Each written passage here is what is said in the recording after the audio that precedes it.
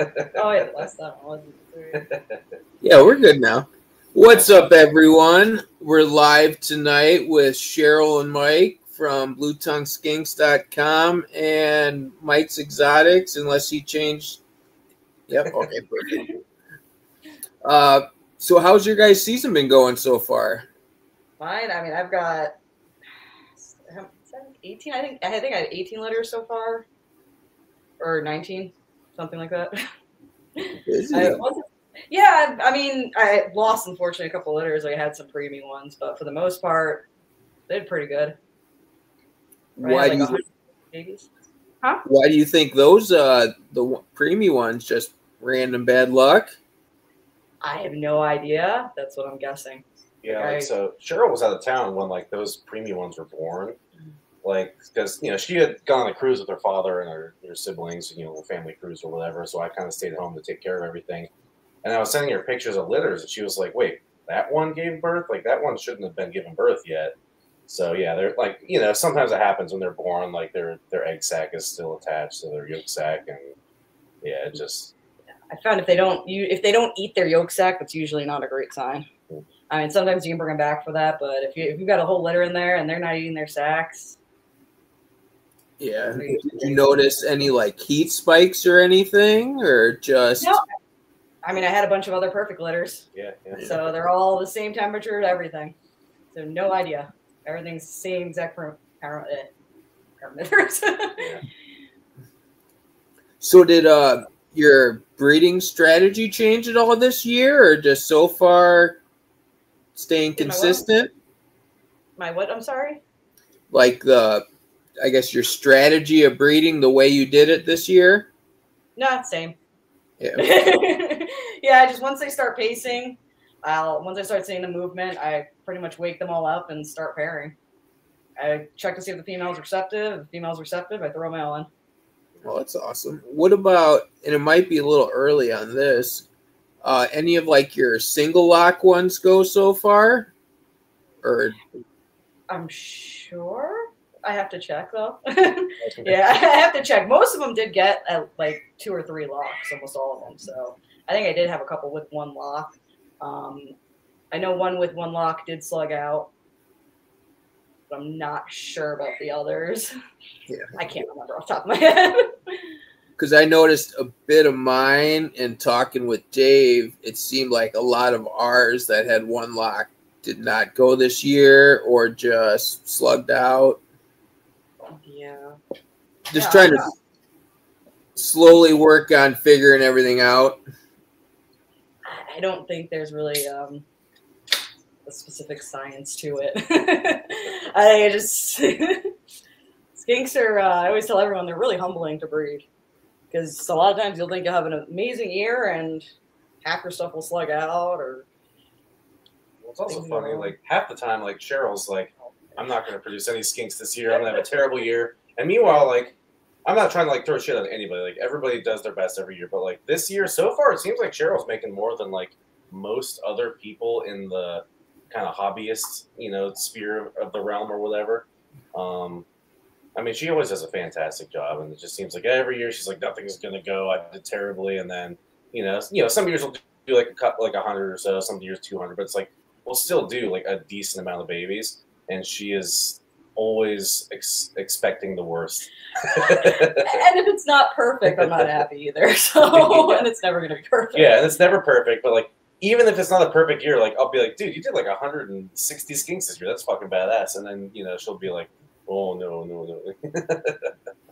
I should have done 200. I should have, It is good to have some realistic expectations, but it is true. You should celebrate your successes that you get. You put a lot of work into it. I'm our biggest cheerleader too, so He's always positive. I'm negative Nancy. So you have a huge variety of stuff over there. What variety so far you think you got? Like a lot of reds, a lot of classics, a little bit of everything? I mean, I've got the pitch black litter, I got red litters, I got classics. I still have another red that's going to drop. 2 more reds that are due to drop soon. So I think I have like 3 more gravid females that haven't given me babies yet. I didn't have anything else really cool. I don't remember. I look at them, but I'm like, oh, that's crazy. Like, she knows all the different like lineages and like the different color variations and all that better than I do. Like, I go down there and I'm like, oh, that one's cool. Yeah, I had this male that I've had for like maybe 7-8 years, and he kind of looks like the Kit Kat ones that they have over there, and he had the 2 stripes down his back, and I actually finally got him to breed this year and finally got a litter from him. I think 14 babies, and they all look like just normal plastic, so that was a bit bummer. But I was actually going through your Instagram and I saw that one. I kind of figured that would prove out, or you would get some. Yeah, nothing. I mean, nothing with any crazy I even if it was polygenetic, I kind of was hoping that there would be some influence from it, but at least in that litter. I mean, I'll try again next year. Now, on like some of the pattern stuff, like especially the genetic stuff, it wipes the whole back pattern. Do you think we could do that with a polygenic standpoint? I mean, you could probably do almost anything with if you want selectively breed or something. I would think so. Yeah. Yeah, pattern color. I would imagine so, at least. I know I was going to try to do like more of a reduced, like selectively breed more of a reduced pattern skinks, but I don't know if he's still been working with that or not. See, I noticed one. It almost looks like the back pattern starting to connect, but I don't know if it's enough that it could grow into a full back pattern, you know? I don't know. I mean, you try. Yeah, I figured, you know, worst case, it's pretty and see. Yeah. I mean, you might take a few generations and try to find, you know, skinks that are similar and then breed them together, and maybe it'll eventually pass on. So with all your, I guess, the variety that you have, is there a favorite? I like the red and dark stuff I've been doing, crossing them, like the super high contrast. Those have been kind of neat. Now, I did put a red male on that pitch black female I have, and she's almost solid black, but the babies don't really have much color to them. I'm actually shocked. They look like they're all just going to get really, really dark. They only had 1 shed so far, but I'm curious to see if they do color up after a while or if they just got none of that red influence. On some of the dark stuff, have you noticed it takes more of a second generation to really develop, or have yours jumped pretty quick, I guess you'd say? I mean, this is the first time I'm breeding. This is the first year I've ever bred a pitch black line, but I've had like a lot of darker line stuff. And I mean, I noticed like some, I mean, it's varies so much in the litter. Like you'll have ones that have barely any black to them, then you'll have ones that are super dark, and then I'll just hold back the best ones. And then, and of course, when you pair that animal, you get that new animal, you're going to get more darker babies. Yeah, I just wasn't like some of mine I've done in the past were, like you said, they really resembled one more than the other, and the black really didn't want to. I guess the orange would win, I guess, in the battle versus the black. You know, it could have just been the variety I had too with the polygenic variation. Yeah, I mean, I've had extremes. Like from babies in the same litter, I've sold for $250 and then a baby for $800 based on, you know, the color expression. Yeah, it's funny. Like, so like some of these shows I'll go to, like when Cheryl Stay Home, like she'll price all the blue tongues, obviously, because that's her deal there. And I'm looking at them, I'm like, that thing's crazy looking. Like you're pricing it the same as like a normal. And she's like, well, you know, it came from a really good litter, but it's not as good as the other ones in the litter. No. And I'm, you know. And if I'm nervous that it's like not going to color up more, you know, I price it as a classic. I mean, it could surprise me, but I just want people to be happy. Hard. It does seem a lot do take a bit to brighten up. Do you usually wait like 2-3 sheds before you let yours go? A lot of the classic stuff. I mean, once they have their first shed and they've been eating well, I'll sell them. But a lot of the more colorful stuff, I definitely keep back for much longer. Like the reds can take some time to color up. Obviously, the dark stuff can change a lot. Yeah, there's certainly been some animals I've seen that she produced that, like, as a baby, I'm like, oh, that's pretty, that's a pretty animal. And then 6 months later, we're upgrading it to like a bigger size enclosure to sell it, or like a bigger size cup or whatever to sell it. And I'm like, we need to raise the price on this. Like, this got way prettier than it was when you priced it as a baby, So. Yeah, I have some really nice reds that did not sell as babies, and just they wouldn't sell, and then they just got so insanely nice, I ended up keeping them back. Have you noticed some will eventually, over time, I guess, glow up sooner? I've had bred babies as like right when they're born, they're red, like noticeably red, and then there's ones that are brown, and then it'll take 5-6 months before they're really colorful. So it does vary. Some people are afraid to get the polyjack because it takes all the. I think our internet might be messing up because we've had storms. You broke up. Oh, there. That's freezing. Uh-oh. Uh-oh. Did we lose you? It might be mine. Let me leave and go back. Yeah, we're still kind of there. We're kind of robotic. I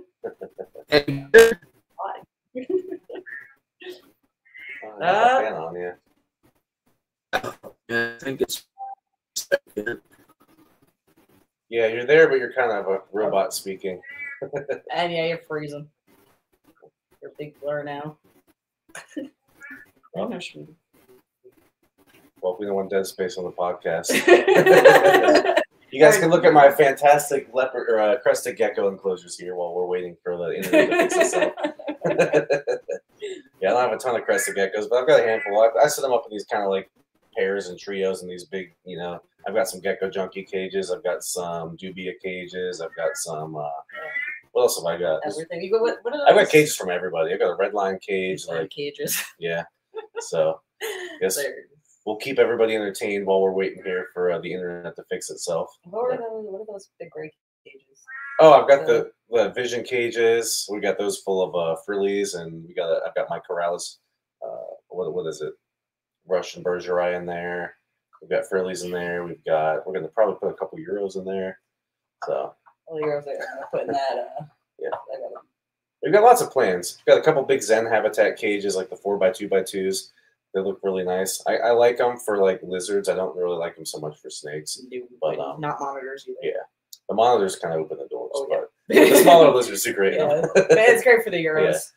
Yeah. And any better? Oh, hello. Back in black. Sorry about that.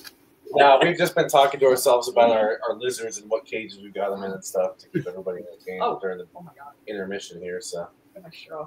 There's a possibility. It's I got people moving in, so that could be part 2.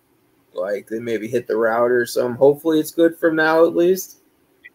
Do you change your diet much since last year? Oh, me? No, the babies, I haven't tried it yet because I just got it in. I'm actually going to try giving them like cricket powder and stuff. I gave them some carnivore care as well, then dog food, and I'll mix in like some fruits every once in a while, like blueberries. So the babies, I've been trying to give them a little bit more protein. So like, especially like any of the weaker litters or something, I start them off on carnivore care, and it seemed to actually help some of them. Yeah, you saved a bunch of those kind of weaker babies like carnivore care stuff. Yeah, I actually did. I had a litter that I didn't think was even going to make it, and because they didn't eat their sacks and they were premature, and they were just weak, and they kind of like the squishier bodies and stuff. So I guess it's maybe because they didn't absorb as much of the sack as they should have.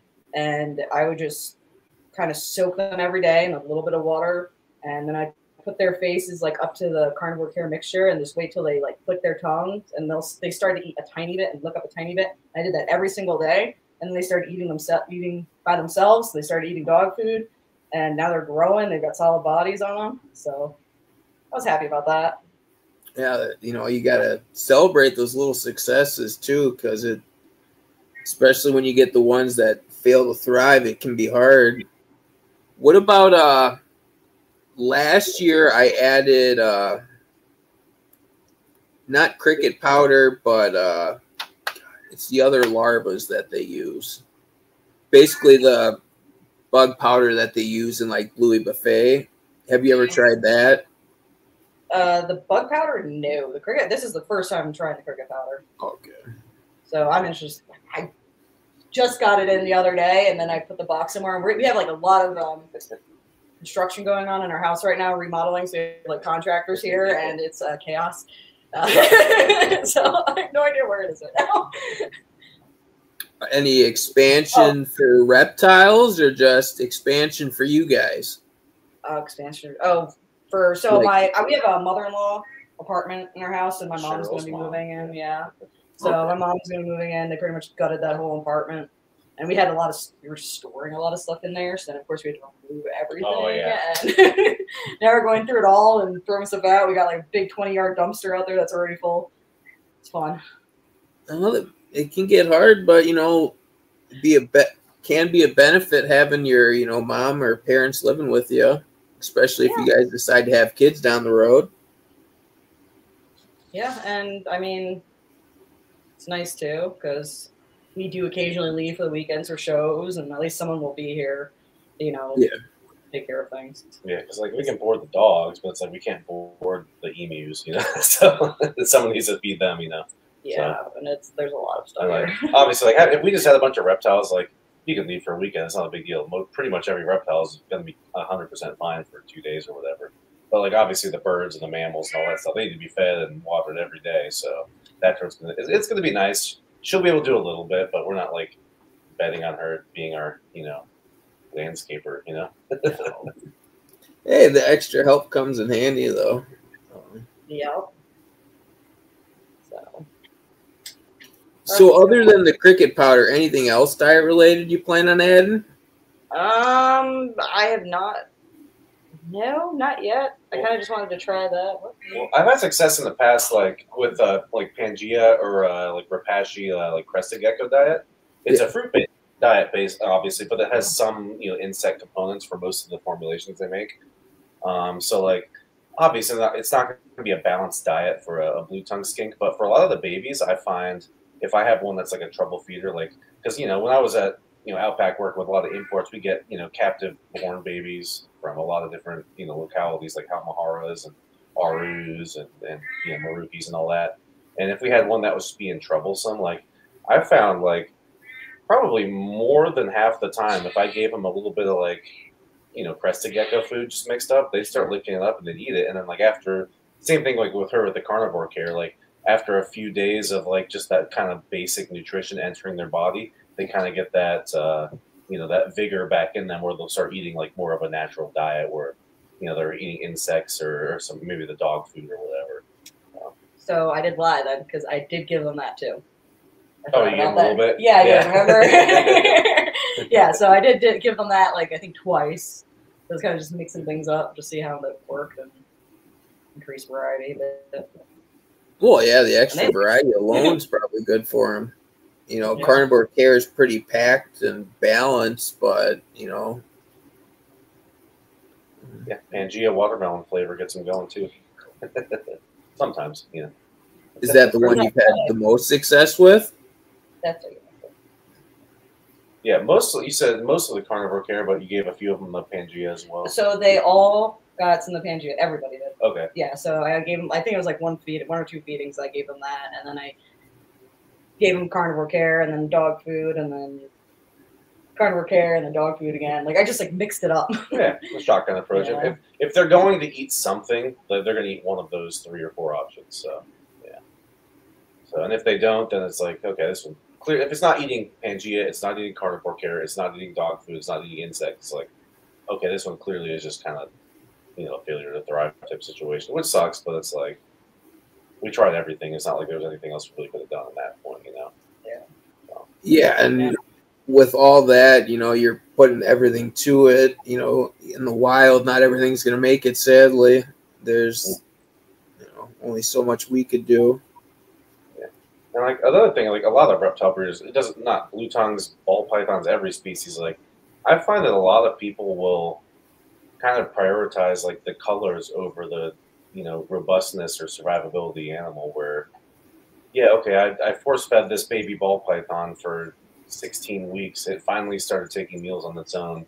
Now I'm going to sell it for somebody to then breed. It's like, that thing maybe shouldn't have just survived in the first place. Like it's tough to say that, but in the end of the day, it's like, if something's just not a healthy animal, maybe it just wasn't meant to be, and it's better for the hobby in general when those kind of animals just don't quite make it. Which again, is kind of tough to say, but we try our best. We give them different options. If they start taking one, it's awesome. But in the end of the day, if something just does not eat anything and you have to force it to survive, maybe it's better that animal doesn't, send its genes back into the gene pool anyways.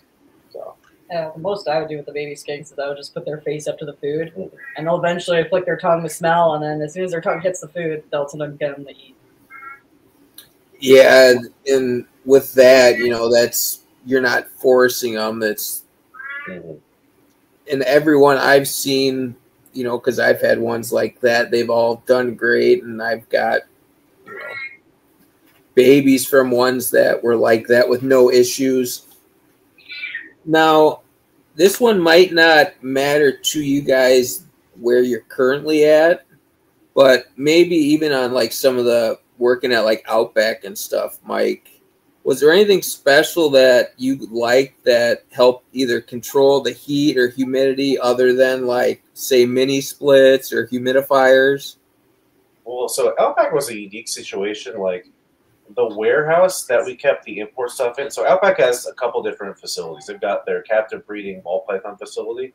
They've got a whole entire separate room in that ball python facility for the rainbows. And then they have a facility that's like 20 minutes away. That's all the import stuff. So nothing that we're like importing or buying and selling is going anywhere near the captive bred stuff, or even if we're like buying a collection or something, it's going in a certain room in that building. It's not going into the captive breeding facility, but it's different for each one just because of the building.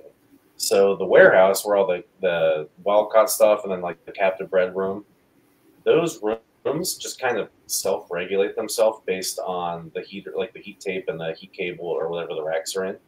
And then they'll just kind of open up. They got like a bay door, like a lot of warehouses have, like for like a truck to back up to. They'll open that up to just kind of regulate the temperature when it gets too hot. But then as far as the captive facility, he has, it's got its own HVAC unit in there to kind of regulate the temperature in there, keep it, ambient in the high 70s, and then obviously each enclosure gets, heated specifically to get that hot spot to that 88 degrees or 87 degrees or whatever it's going to.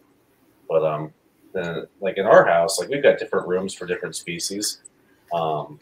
So like we're in my gecko room right now. This one just kind of stays at the air conditioned temperature of the house, which is typically in the low 70s, mid 70s.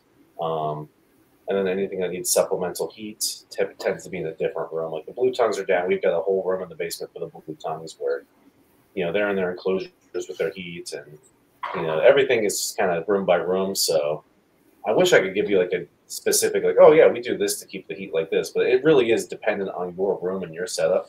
So like the other thing is here in Missouri, our humidity here, like it's crazy humid where we are in Missouri, but there's parts of Missouri that are dry and there's parts of Missouri that are super humid.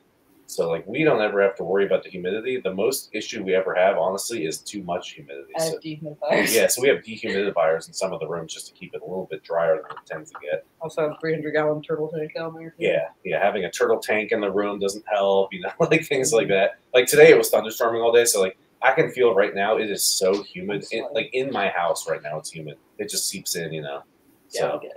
Yeah, warm. So for the blue tongue room, then, do you just pretty much have it set at like 45 or 50 on the dehumidifier? I just have it going on max because it's like, I think it's probably stays around 50%. If I don't have it on, it would get up into the 90s. Oh, yeah. Oh, wow. Yeah. Because, especially like during the summer months, it gets hot, warm down there. And, Yeah, like a lot of people don't realize the Midwest is like, it's a very variable climate. So like we're in Missouri, but we're in southern Missouri where we are is basically the Ozarks, which kind of goes into Arkansas. And it's just super humid and like hilly and mountainous here. It's not like the flat plains of the Midwest where you think in like Oklahoma, Kansas, northern Missouri, Illinois, that sort of thing. So yeah, we're pretty humid here. So honestly, we don't worry about humidity at all unless we actually have to dehumidify it. Like what you're saying, we have dehumidifiers in a few of the rooms. Yeah. I mean, I use aspen as substrate for a lot of animals. Just because. Yeah, like some people, like I would not recommend using aspen bedding as a bedding for some of these animals for somebody who's in like Texas or something.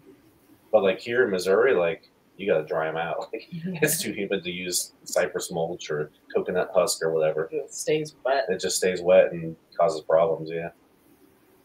Yeah, you'd be just fighting that all the time. Because the reason I ask, like, with all the overhead lighting, you know, it's starting to get warmer here, and I am noticing sometimes the humidifier, like I have a humidifier on to help with the base humidity as the mini split runs a bit, kind of kills the humidity here. Mm-hmm. So it's kind of, I guess, fine tuning.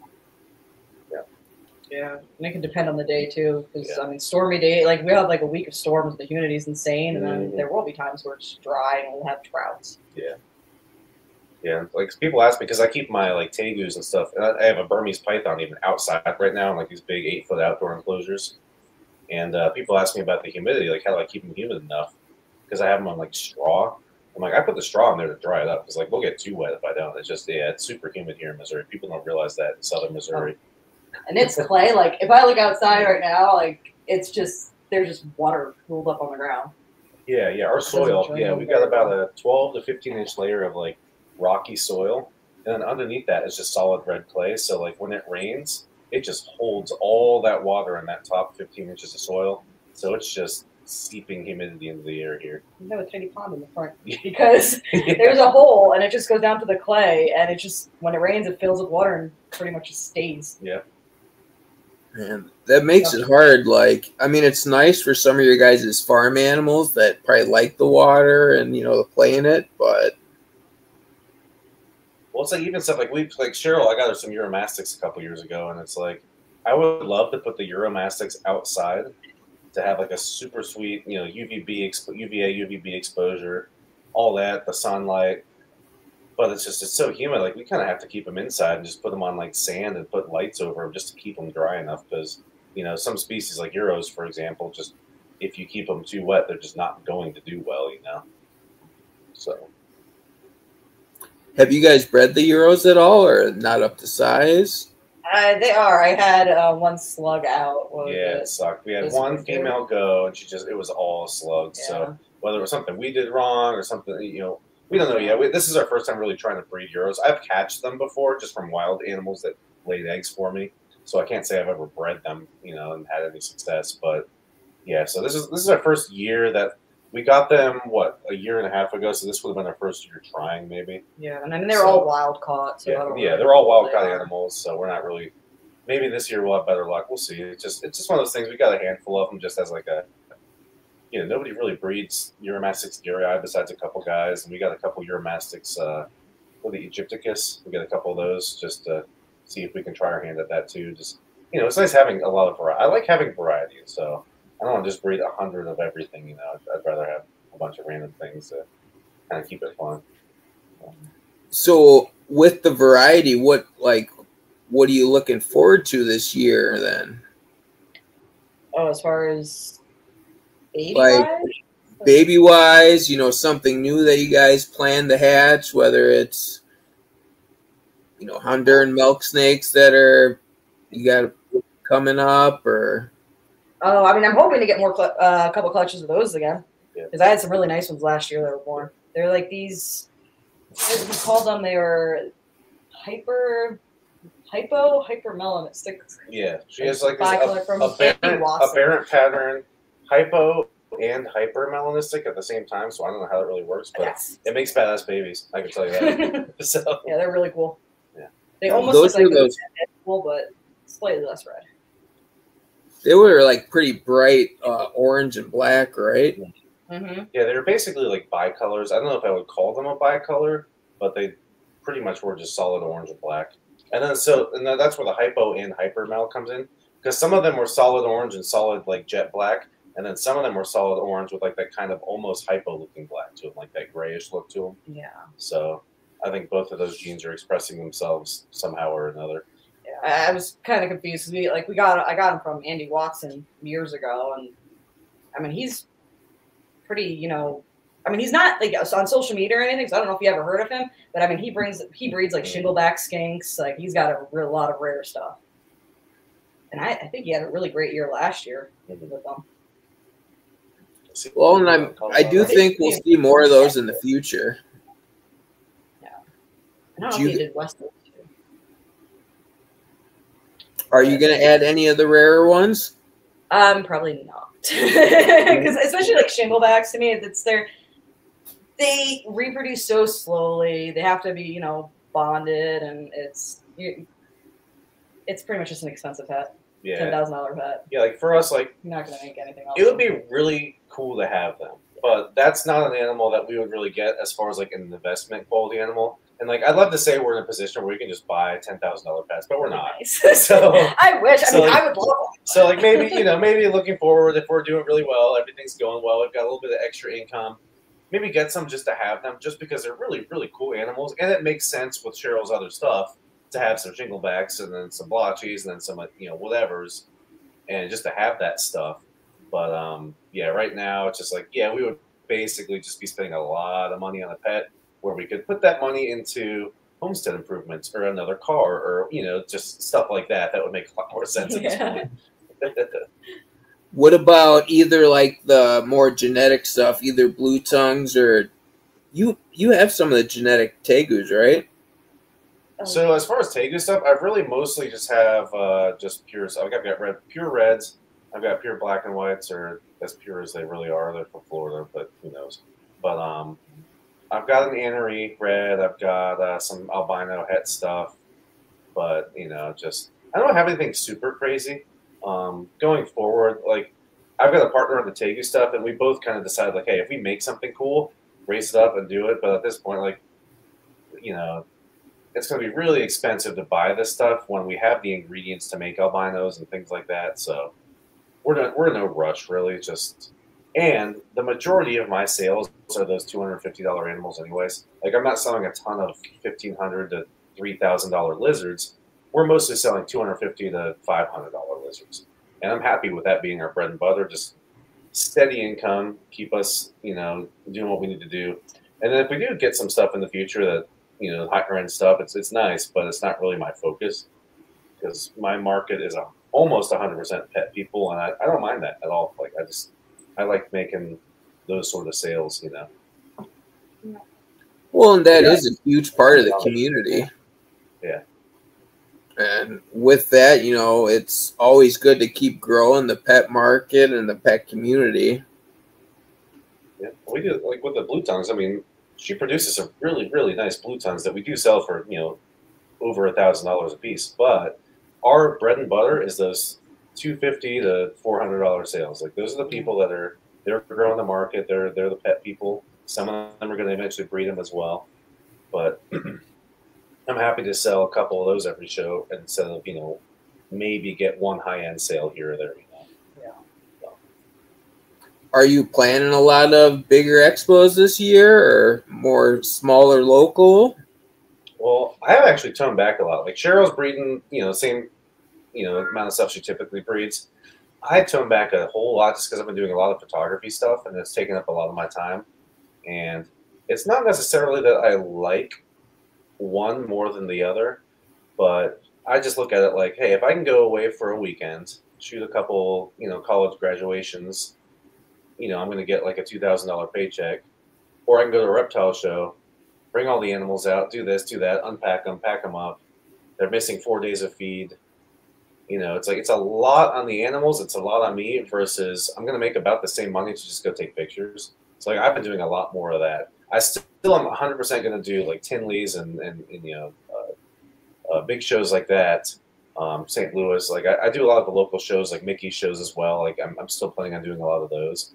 But I'd rather spend my time doing more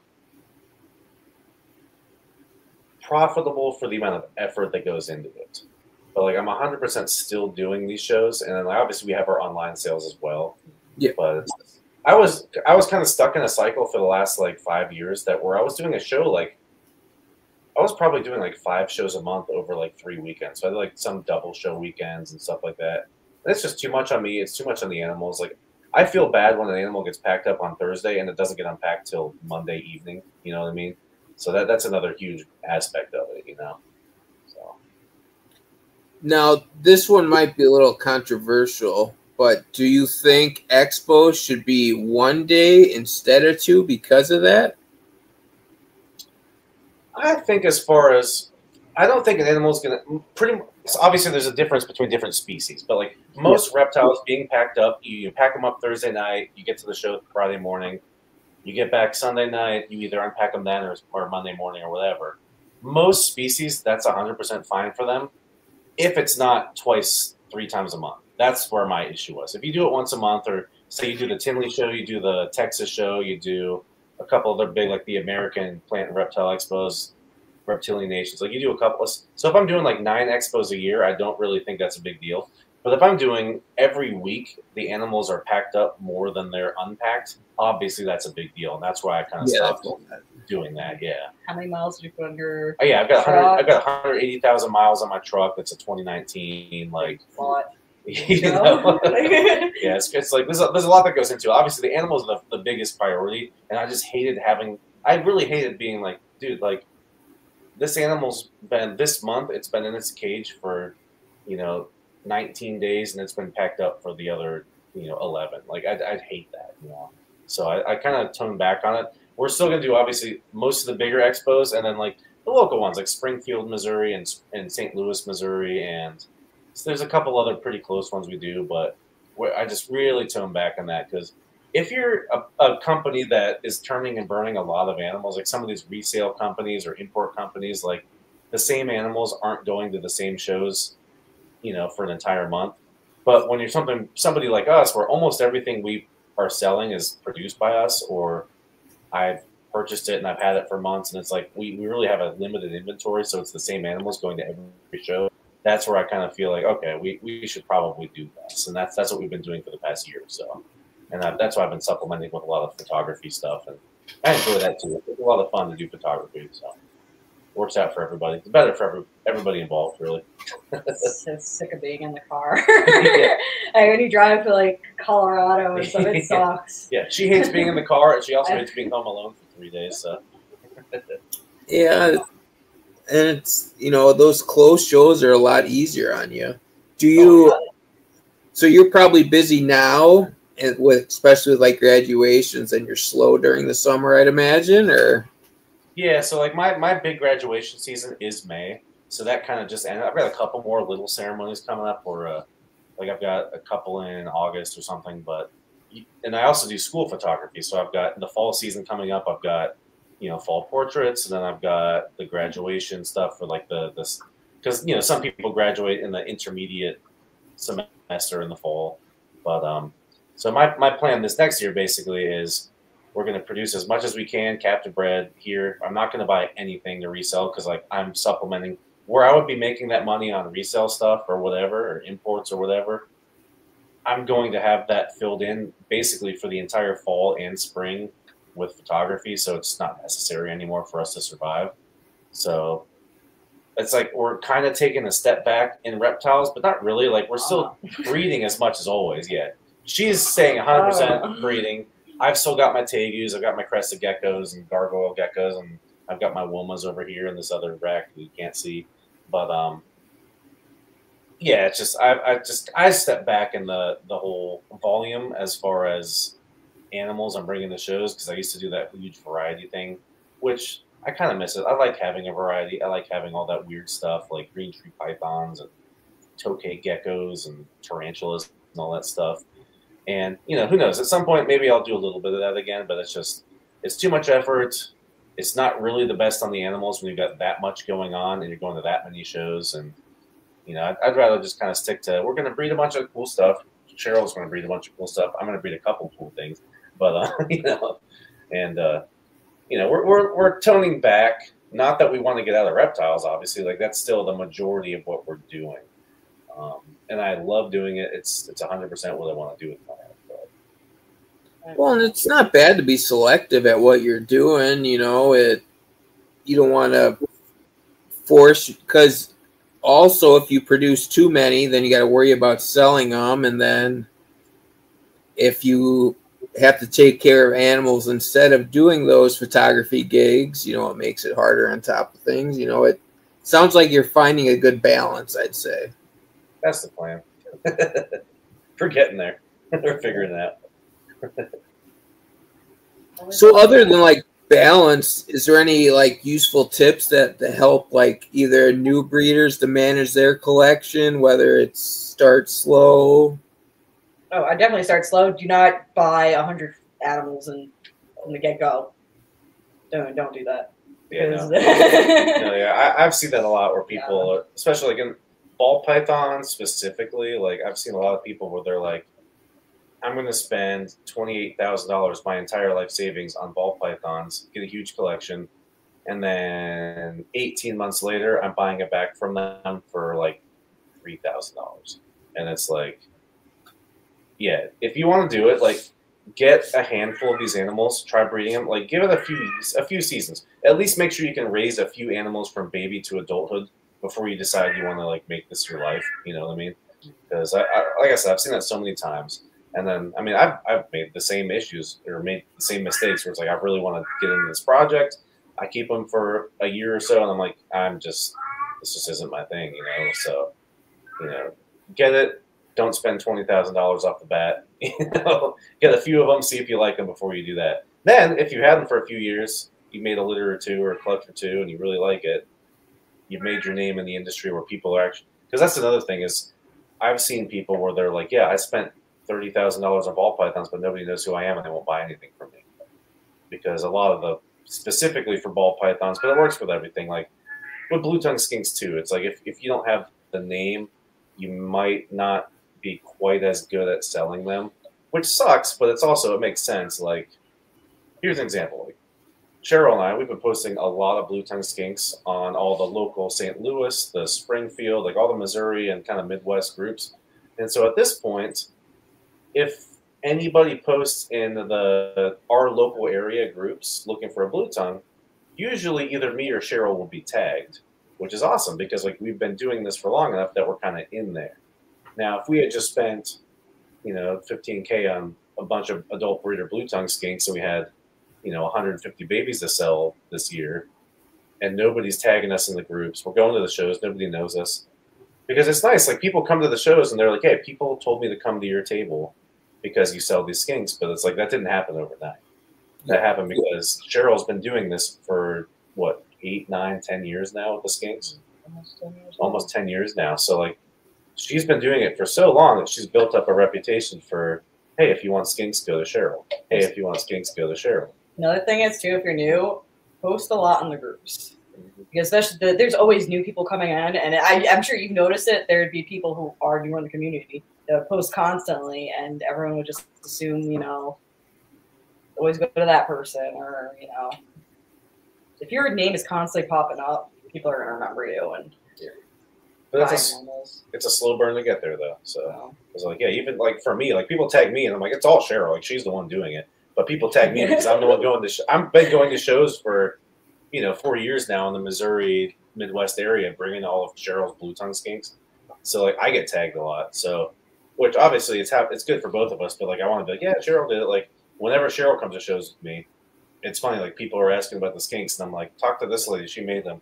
And Cheryl's like, I don't want to talk to people. Burnt out. I did shows for so long, burnt. But so like yeah, so I want to give her all the credit whenever possible, obviously. But it is good for both of us when, you know, people are like, oh yeah, Mike's Exotics, you know, he goes to St. Louis, he goes to Springfield, he goes to, you know, the Kansas City show, he goes to Oklahoma City, like all these different areas. It's a slow burn just because the combination of Cheryl breeding these things for so many years, posting them on the internet, posting in the groups, and then me going to all the local shows, which is a whole new market for a lot of these people. So it's really a two-pronged effort. Like if I wasn't going to all the shows, we wouldn't be making all these show sales, obviously. Where Cheryl, if she hadn't been doing this and posting on Facebook and Instagram and different various social media platforms to kind of get her name out there, then that, you know, angle is not going to be there. So again, yeah, these people we were kind of talking about who just hey, I want to spend a bunch of money and get into the industry real quick, it's not necessarily going to work like that. You kind of have, there's no way of getting around the work you have to put into as far as the time, you know. So that's kind of where that conversation started. So it kind of worked out that I chose the power of consistency for the title. yeah, very exactly, yeah. But I mean, that's basically what you said. You keep working at it and keep doing it. And now you started keeping blue tongues before 10 years, though, right, Cheryl?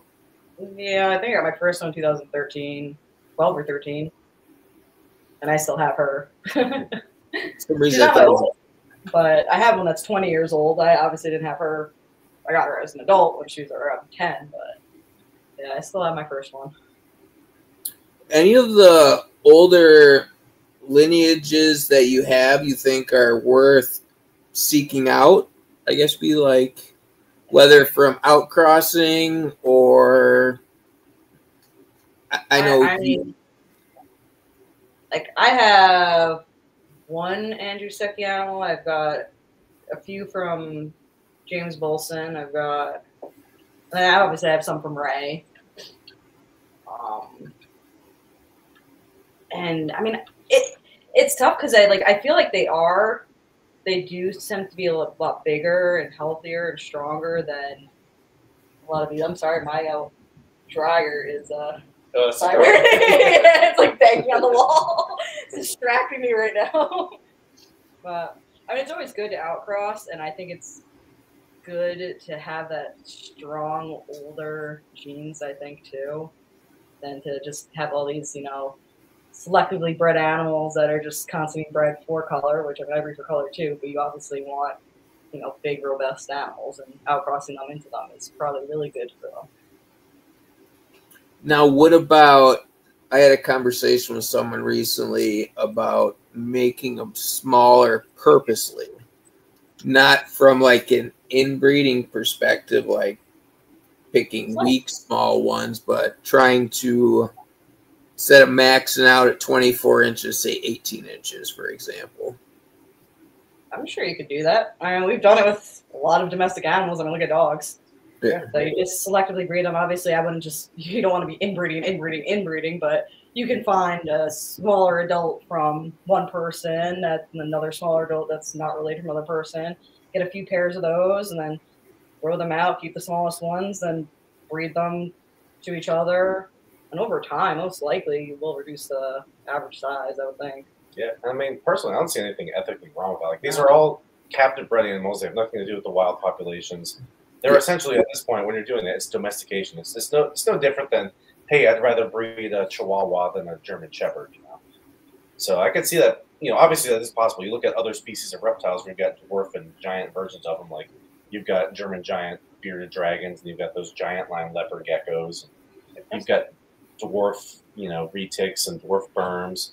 I mean, shit, crested geckos. Like, I've got some geckos where, like, the adults are, like, over 80 grams, which is pretty crazy. You know, like, most of them don't quite get that big, but those animals just tend to make bigger animals, you know, and it's nothing. Same thing with making a smaller animal. You know, I've got, here's an example, my Angolan pythons I had.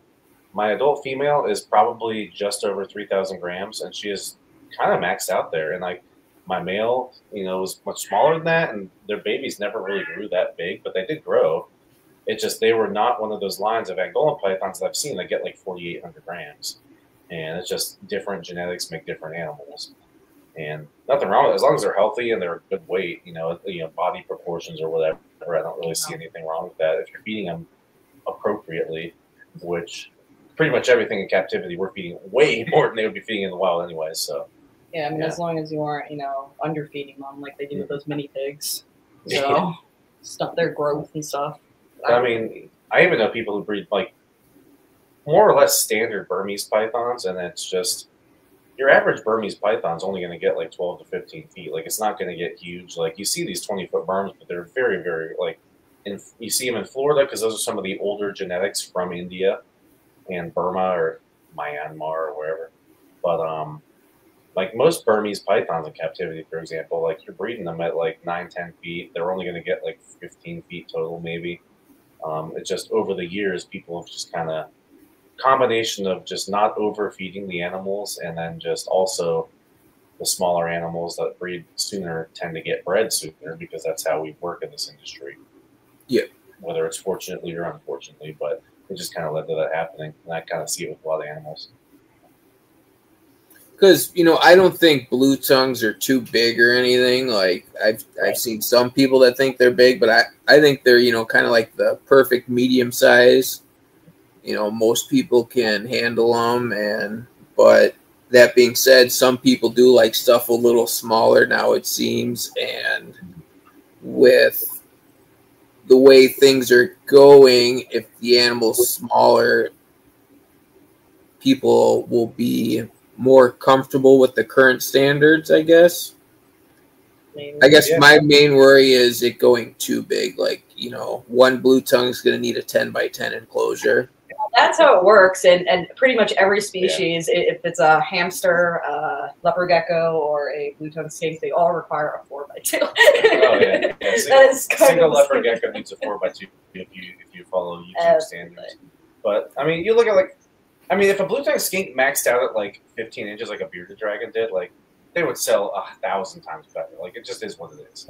And so like, I think like this year, I've been thinking about it for a while. Like I want to start bringing like one adult blue tongue to shows, just to show people, because of like people ask all the time, hey, how big are these going to get?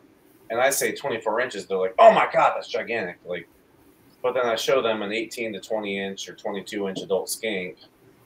They kind of look at it and like, oh, that's not really that much different than like a bearded dragon, which I was about to buy, which is way harder to take care of and much more of a, you know, a time sink than keeping a blue tongue skink would have been.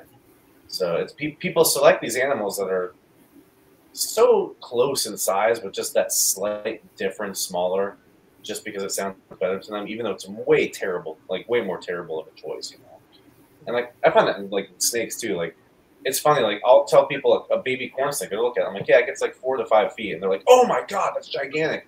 And like, I show them a 4 to 5 foot corn snake, and it's coiled up, and it's the size of a waffle, you know, and they're like, oh. Like, that's what you, like, so it's just like, people just don't get it, you know, if you tell them the size versus just show them what the animal is. So. I've seen over the years, a lot of people get imported hounds because they're smaller. Yeah, 6 inches small, 4 inches smaller, you know? And even though they are more difficult. Yeah, like a Halmahara is crazy more advanced care than a northern. Yeah. But it only gets 4 inches shorter, so it's much easier, you know? Your Victorian Easterns, how big are those? Are they about 18 inches? I mean, I can go grab one and show you. Yeah, they're significantly smaller. Like the babies are tiny. Yeah. I'll grab them. So she's gonna go grab them right now. But like, yeah, I tell people that too. Like, they're like, oh, why is because they don't want to spend $750 on an Eastern per se when there's a $250 Northern right next to it. But if they're really that worried about the size, like I show them pictures. Like I've got them saved in my favorites on my phone of like Cheryl's adults because people want to see what they're gonna look like.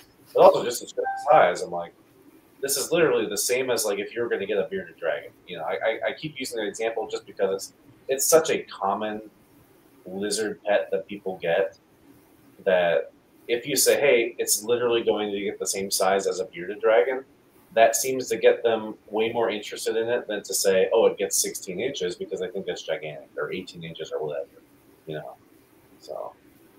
Yeah. And I do think over time, or I guess maybe more of a hope over time that it will get shifted to that it's going to get more suggested as a beginner pet over bearded dragons, because you do see a bit of, that people are busy, so the daily care is harder, where blue tongues are kind of, once a week as adults, pretty simple.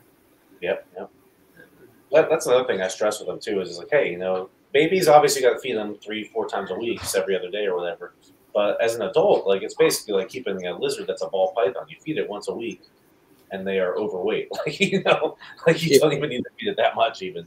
So I love these guys so much more for pets. They're so docile. Yeah, the Easterns are awesome. Like even as babies, I've never been bit by a baby ever. And this has actually grown quite a bit too. Yeah, how old is it? It's like 2 months old now, isn't it? No. How old is it? They were born in like 3 weeks ago. I thought they were older than that. No, they're born in May. All right, so 1 month old. Or maybe. I mean, we're in the beginning of June, so. Yeah. Here, you can have the baby. Oh, the baby. Yeah, they're so chill. Yep. Here we go. Up here with the name tag here. Here's a little It's gonna make you guys big, not me. There we go. Yes, here's a little baby. They were born in what, early May, so they're just about a month old then. Yeah. And then I've got my largest northern female is about 25 inches at least. She's huge. Yeah. And then this is one of your breeder animals, right? Yeah, he's cool. Is this the male? Yeah. Yeah. Yeah. So yeah, look at this thing. Like, it's nice. This is like a yearling northern. You know? Yeah, pretty much. Yeah, so I love the Easterns too. Like, I'd never really had a bunch of experience with the Easterns before I was with Cheryl. Like, I'd had a few come through, like resale stuff through Outback, but like the only thing I ever bred at Outback was Northerns, and we didn't really do too well because we tried to breed them like ball pythons because we just didn't know what we were doing. But you know, we had a few Easterns, and I just never knew how cool they were because we never had too many of them. You know. Well, and that one's got a nice green hue to it too. It seems. Oh yeah, it's very green. Yeah, it's at the Victoria. Is that the Victoria Eastern? Yeah. Yeah. And Victoria is like more southeastern, I think. Is that where the Victoria is? I'm not super good on the, geography of Australia, but I think Victoria is a southern Australian thing. Yeah. I can't remember, to be honest with you. I know like Darwin's north, but yeah. I've got a cousin who lives in where is she? Alice Springs, which is like the dead center of Australia, like the middle of nowhere. But there's like a U.S. military base there that Australia let them have. So like that's why she moved out there, met her husband and everything. But she sends me pictures of like kind of like more central Australian blue tongues once in a while when she finds them. It's pretty cool to see. I'm hoping those start coming around more. There's a few people that have them, but I haven't seen many produced of those, sadly. They're difficult. From what I've heard, even over in Australia. Did you only have the one litter of Easterns this year? Yeah, I only have one female. Oh, okay. I had more. I ended up I had ones that were siblings. So you know that white weird one that Ron produced years ago? Yeah. I had siblings of those, and they all ended up being females. And I ended up selling them, which I regret because he ended up having another one of those cool ones pop up. I think about last year. So I was like, oh, that's unfortunate. But yeah, I only have the pair of Victorians now. I have like one male I kept back. I don't know why, but I haven't. I'm kind of hoping that someone else has these guys. I haven't seen anyone else produce them actually at all since TC got out. I haven't seen anyone. Yeah, I love ones that aren't related to mine. Yeah, because it's great to hold back more of your babies to make more, but it's like, how many times can you do that? Yeah, so, that's why you haven't really done it. So yeah, I'm hoping like maybe someone will have something we can trade or something, but I've not seen anyone. And I don't. I know there's more around, but yeah, I know Heather and them have like the Queensland form, but I don't know if they have Victorian. I don't think so. There was just the ones that TC got in that were imported. Yeah. And I don't know who has any. He still had some small amount, but I haven't talked to him in a little bit, or probably over a year now. Yeah, I haven't heard him. I haven't talked to him in years. Well, I'm hoping something pops up, but it will happen. I do think, as the community's, changing and growing, people are willing to work together and try to get stuff going. I'm optimistic with, even some of the more genetic stuff, or, I know there's various breeding loans. Since you and Dave live pretty close, did you guys do any loans this year or no? No, I usually kind of stay away from loans, personally. Yeah, I've done them too. It's just lots of bad things can happen. It's worked out, but it's very rare that it works out. So usually there'll be some kind of issue, or you'll lose one of your animals in someone else's care, and I'm scared. God forbid something happens to their animal, and it's just. It's too stressful for me. And I have so many already that it's just I don't really feel like I need to. And I have such a big variety as it is. Unfortunately, there's a lot that can go wrong. That is, you know, very true.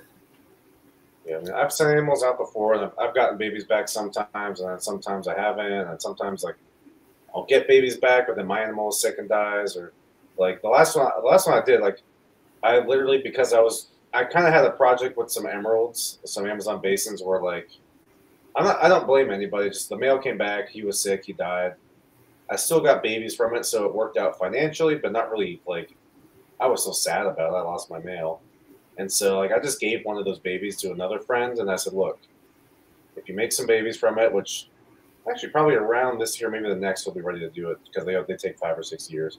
But I just said, look, if he makes some babies with your female, because he's a nice animal, he'll do well with your female, just let me know. But if not, I'm basically considering it a gift. I just gave her this animal because I was like, I'm not going to breed it. Take it. If it makes babies, that would be awesome. Just give me a couple. That's kind of where I'm at this point. And that was the last time I ever really did anything like that, because I've pretty much always sent animals away and just never gotten them back or whatever. You know, so yeah. Actually, I have a couple skinks that people did do the same thing. They kind of gave them to me, and they're just like, well, if you get anything, you know, but. And of course, one I had for years finally gave me a small litter, and then another one, I haven't got anything from that one yet. No. Expect stuff. On some of your more unique stuff, have you had any luck on those? Like, I know you have some super white stuff. So that I have that really white male, which was actually one someone gave to me, and I bred him to that black and gray female, and did nothing. I tried him on 2 females last year, another really light one, and that black and gray female. Didn't get anything. So I mean, I'm still gonna keep trying because some of them are just so nice. Like you don't really want to give up on them. Like I don't know if it's. I mean, the black and gray female's only given me 2 babies since I've had her, and I got her in 2016. So yeah, she's never really been a good producer, but she's so pretty. It happens sometimes. Yeah, she's so pretty. I've got a Wilma right here that I've had her for probably 7 or 8 years now, and almost every year she's ovulated, and like I can feel 8 or 9, 10 eggs inside of her, and then she just absorbs them every year. And it's like at this point, it's like I would just sell her, but it's like I can't really sell her either because it's like what am I going to sell somebody a bunk female? You know, it's like so at this point she's a pet. I'm gonna keep trying. You know, I put males in with her every year, but you know, it is what it is.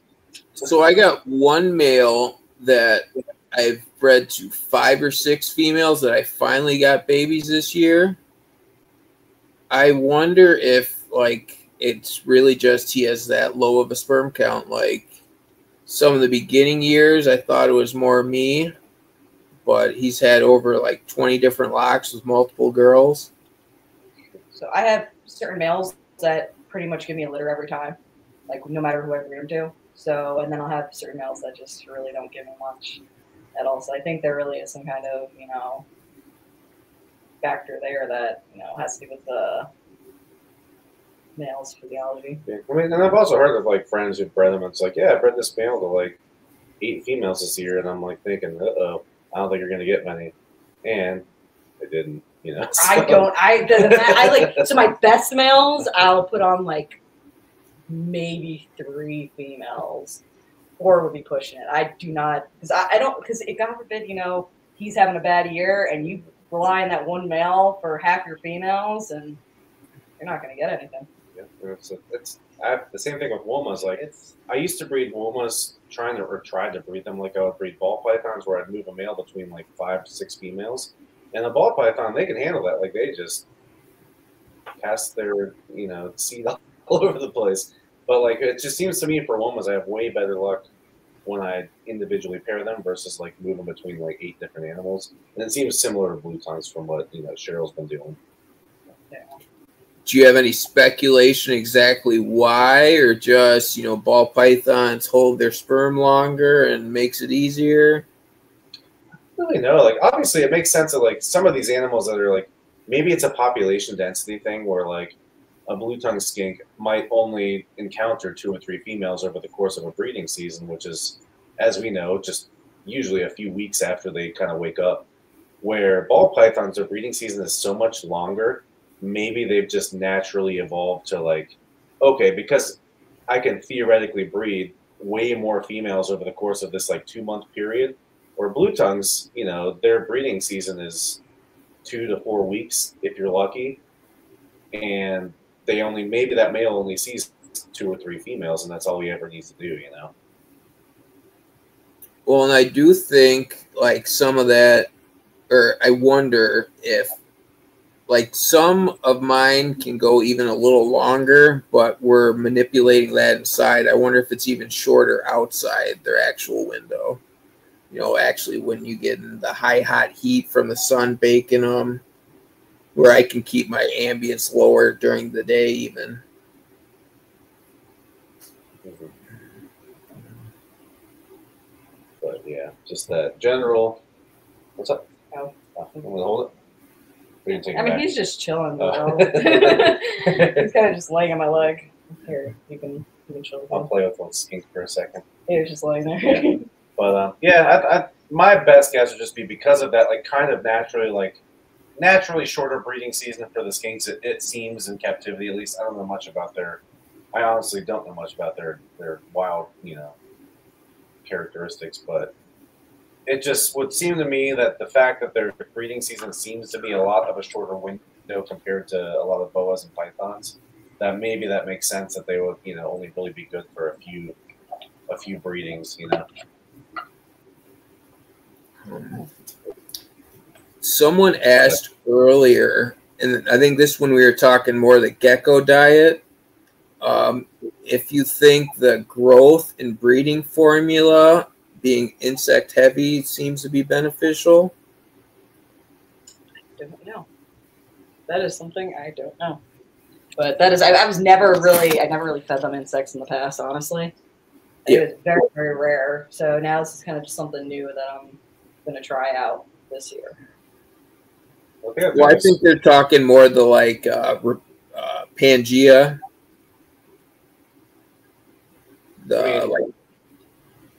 It seems like Cheryl's having great success with what she's doing, so it's like one of those things like, yeah, try some things here and there, see if it makes it better. But it's like, on the other hand, like, do you really want to fix what ain't broke, you know?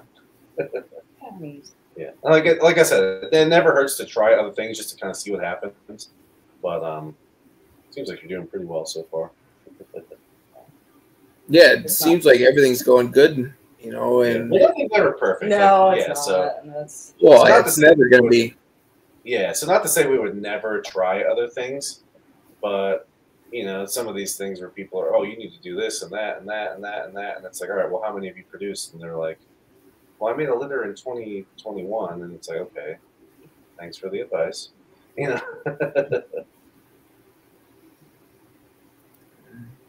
But that seems to be more of a social media thing, Facebook. Everybody wants to give their opinion whether they know anything or not. So, like, you'll notice you don't really see me posting much about blue tongue skink care because I'm not the one that does it. It's her, you know. So, yeah.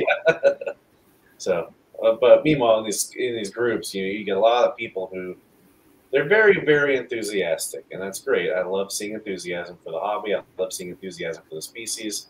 But you kind of have to look at, like, all right, how long have I actually been doing this? How much experience do I actually have? Do I produce more than one litter a year, you know, compared to these breeders where I'm not saying that, like, a boutique person who produces fewer animals necessarily knows less than somebody who produces a ton of them. But it's just a factor to kind of think about, you know, certain people and certain topics that, okay, thanks for the advice, but I get it, you know. Well, and it's, you know, it's good to, like you said, have that enthusiasm, but, you know, try to learn as you go and try to do the best as you can. Yeah. Have you had any more success with the emu eggs this year? No, horrible year. Yeah. Horrible. Yeah, this was a terrible year. It was crazy. Yeah. I had like 2 hatch. It was really bad. I have no idea why. A lot of them didn't even develop, so I don't know if they were infertile for some reason or what went on with my incubator. And I had, you know, some that failed to hatch. No idea. So I probably should have checked my incubator, you know, better with another thermometer, instead of just going based on the one on there, because maybe it was too warm or something. Because they did hatch out early too. They only hatched out at day 48, and the average is like 55. Yeah, the thing with them is like too much humidity. Like we were saying earlier, yeah, like too much humidity is an issue for the emu eggs, and that's the struggle we have. Like people ask me, how do you keep the reptiles humid enough? And it's like I open a window, like. Well, the emus have to have the. So we have to dehumidify the emus, yeah. The AC running, because that helps with the humidity for the incubator. And if there's a storm outside, that humid spike is awful. So if it gets above like 30% humidity, you can drown them. That makes it hard. Yeah. Yeah. Is there from like the scrubland, like similar like a blue tongue skink habit, like a northern blue tongue, like scrubland, you don't really want that humidity like you would with a tropical species. I mean, people have adults hatch their babies out themselves in Florida, so I don't know how they're able to do it themselves, but we can't do it in an incubator environment for whatever reason if the humidity's too high. And it's too hard. It's not worth trying outside for them to incubate them. Well, they lay in the winter and it can get below 0 here, so those eggs will freeze. Yeah, unfortunately. Yeah. And then also, if the male will sit on the eggs. And once the baby's hatched, the female will kill them. So you're gonna have to separate them. You'd have to have separate pens. And, so it makes your life easier to just do it yourself. Oh yeah. If they would hatch, theoretically. Yeah. Yeah, that's the thing. It's like because where the emus are from, they do lay in the winter in Australia, but the winter in Australia doesn't get quite as cold where they are as it does here. So they can survive here and they can adapt just fine. But the eggs, I mean, they're out there for 30 minutes uncovered, and they're frozen solid. Like, because we have winter days here in Missouri where it's like, 12 degrees or sometimes below 0 even. So. And they'll lay it in the snow. Yep. Right outside. Yep. They'll pace through the snow. They'll lay it there, and the male will put like one twig over the top of it and be like, "Yep, I made a nest." Yep. Yeah, and then the nice thing is they lay the same time every day, so it's like at sunset. And usually it's every 3 days. It can vary a little bit, but if they're consistent, it's every 3 days, right at sunset. And if you're watching your female, she'll be pacing and running back and forth. So at that point, you're like, okay, she's about to lay. So that's the nice thing about that.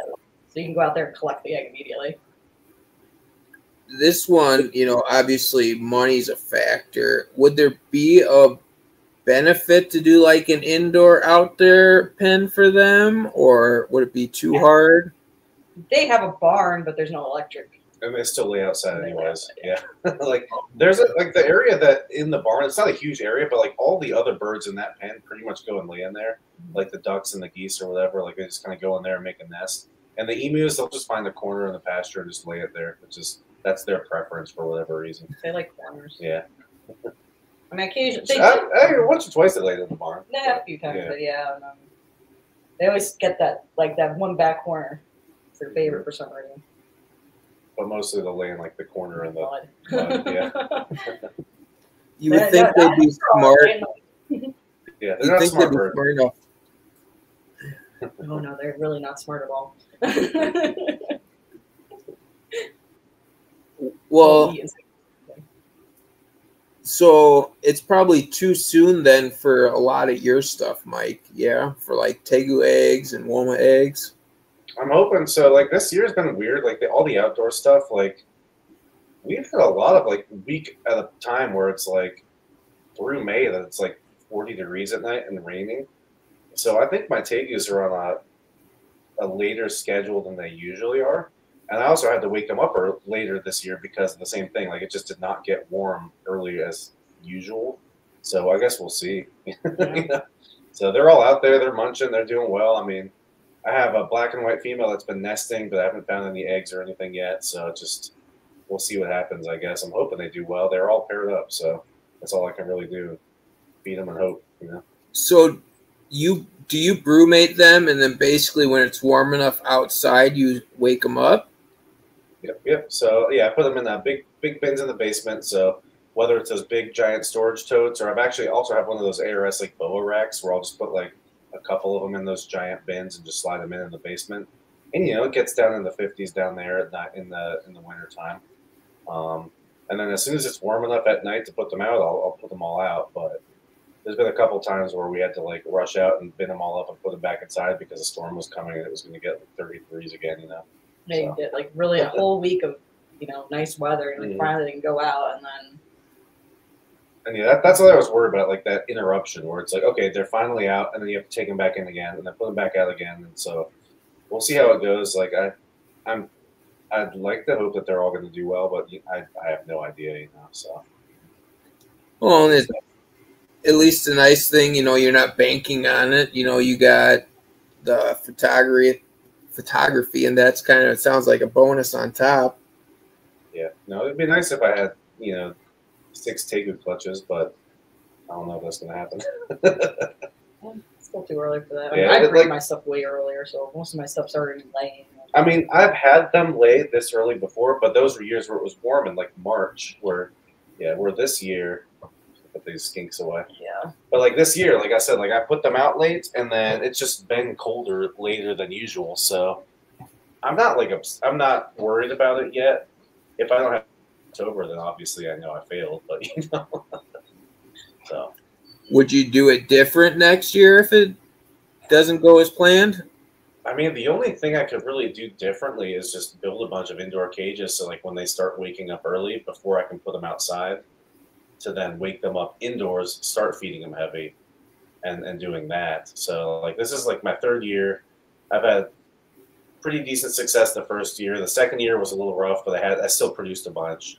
Then this year will be my 3rd year producing Tegus. So I know people down in like Texas and obviously Florida, they used to crush it down there. But I know people in Texas are doing well. Just I might be a little bit too far north to 100% rely on the indoor-outdoor thing. So I guess if this year doesn't go as planned, I'll have to, you know, coordinate something different. But that's how reptiles are. You know, you do something, and if it doesn't work, you adjust accordingly, you know. Do you think something simple as like heated outdoor hides would help, or do you think you need something more? Yeah, I've thought about that too, where like so like even when it does get like, if it gets like 35, 40 degrees at night, but it's still like 60 degrees in the daytime, like a lot of our springtime days are, like just like I might maybe get some of those like pig mats, because, you know, they make those big pig heater mats or whatever you can plug in outside. Now, granted, I don't have to do a whole electrical circuit out there, do all that, but like that's an option I've actually thought about before, where, because I want to get them out in mid-March, but if I can't get them out until May, you know, it's like, all right, I just missed 2 months of whatever, and they're already awake in the basement. So, but yeah, that's something I thought about, is just putting those heat mats out there, and or maybe some kind of heated shelter at least for them to go into at night when it gets cold, just so I can get them out a little bit earlier. Because, you know, if I get them out in March and it's 60, 70 degrees in the daytime and it drops down to 30 at night, they're still out there eating in the daytime, retreating into a heated hide at night. They're still getting that extra food over the course of the year, you know. So. And you probably won't have much room either, like in the to put enclosures with the remodels anyway, right? That's the problem with the indoor stuff. Yeah, it's like I would love to have a bunch of 8-foot enclosures for them indoors, but I just don't have the space. Yeah. So, yeah. So, I mean, keeping them, they do well, sleeping inside in their smaller bins than going outside. But it's just breeding them, if I have to adjust stuff because of that, then that's really the issue there. So, not really a matter of if they're doing what, like they're doing fine, but it just, I would like them to reproduce as well. Yeah. So thinking 5-year plan, do you guys plan on moving, expand? Well, probably not moving. You guys are doing construction, but, you know. Yeah. Expanding for sure, yeah. We got this house when, you know, interest rates were really low. So oh, yeah, we got really good interest rates on the mortgage, really good price on the house, you know. It's just a matter of getting everything here situated. But I would love to have more semi-outdoor stuff. So, like, it would be awesome to have like a greenhouse type setup at some point, or there's another thing with the Tegus, for example, where, okay, I might not be able to put them out in March, but if I have a greenhouse outside of March, that's going to moderate the temperatures quite a bit, or maybe I can put them out earlier. So, but yeah, little things like that. Like our backyard has this pool. It was a pool at some point, but it's just kind of full of weeds right now. Giant. Yeah, it's like a 20-foot wide by like 10-foot wide pool in our backyard. and which would be awesome to like. I don't know. We joke about like putting a greenhouse over it. We're gonna put an alligator down inside it with a little pond to live in. Like lots of ideas. Turtles down in there. Be awesome, but it's just one more thing. You know, just we've got priorities to work on. You know, got a lot of plans, but that's one thing at a time. You know, we're gonna get this apartment figured out for you know, Cheryl's mom to live in, and that'll be a little pressure off us. So then we'll have more time to work on some of those other things. Mm-hmm.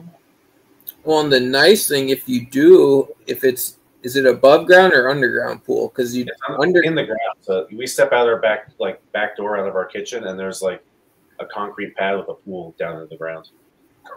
So then you got the nice insulation underneath from the ground too. If you put a greenhouse on top, be pretty nice.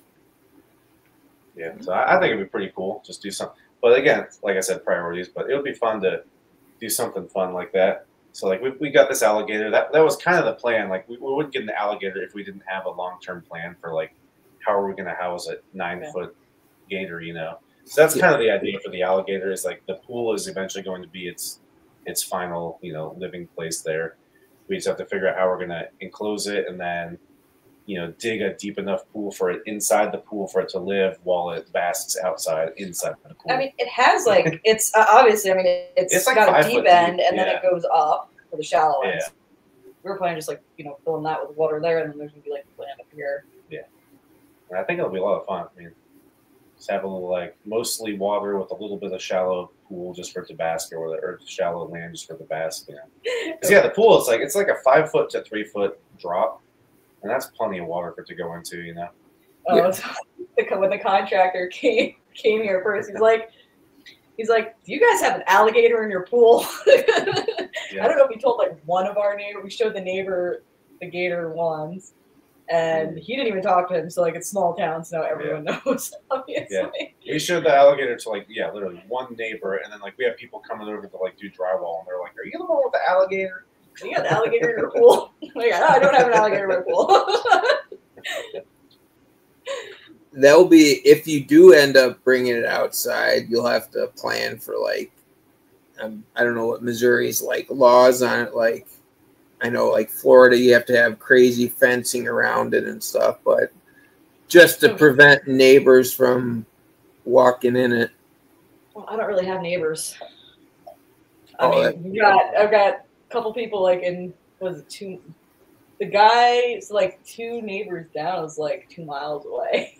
Yeah, like our neighbors, like you can see one of them, but it's like we've got a decent, like our property's kind of longer than it is wide, so like we're lucky we can't really see the next door neighbors that well.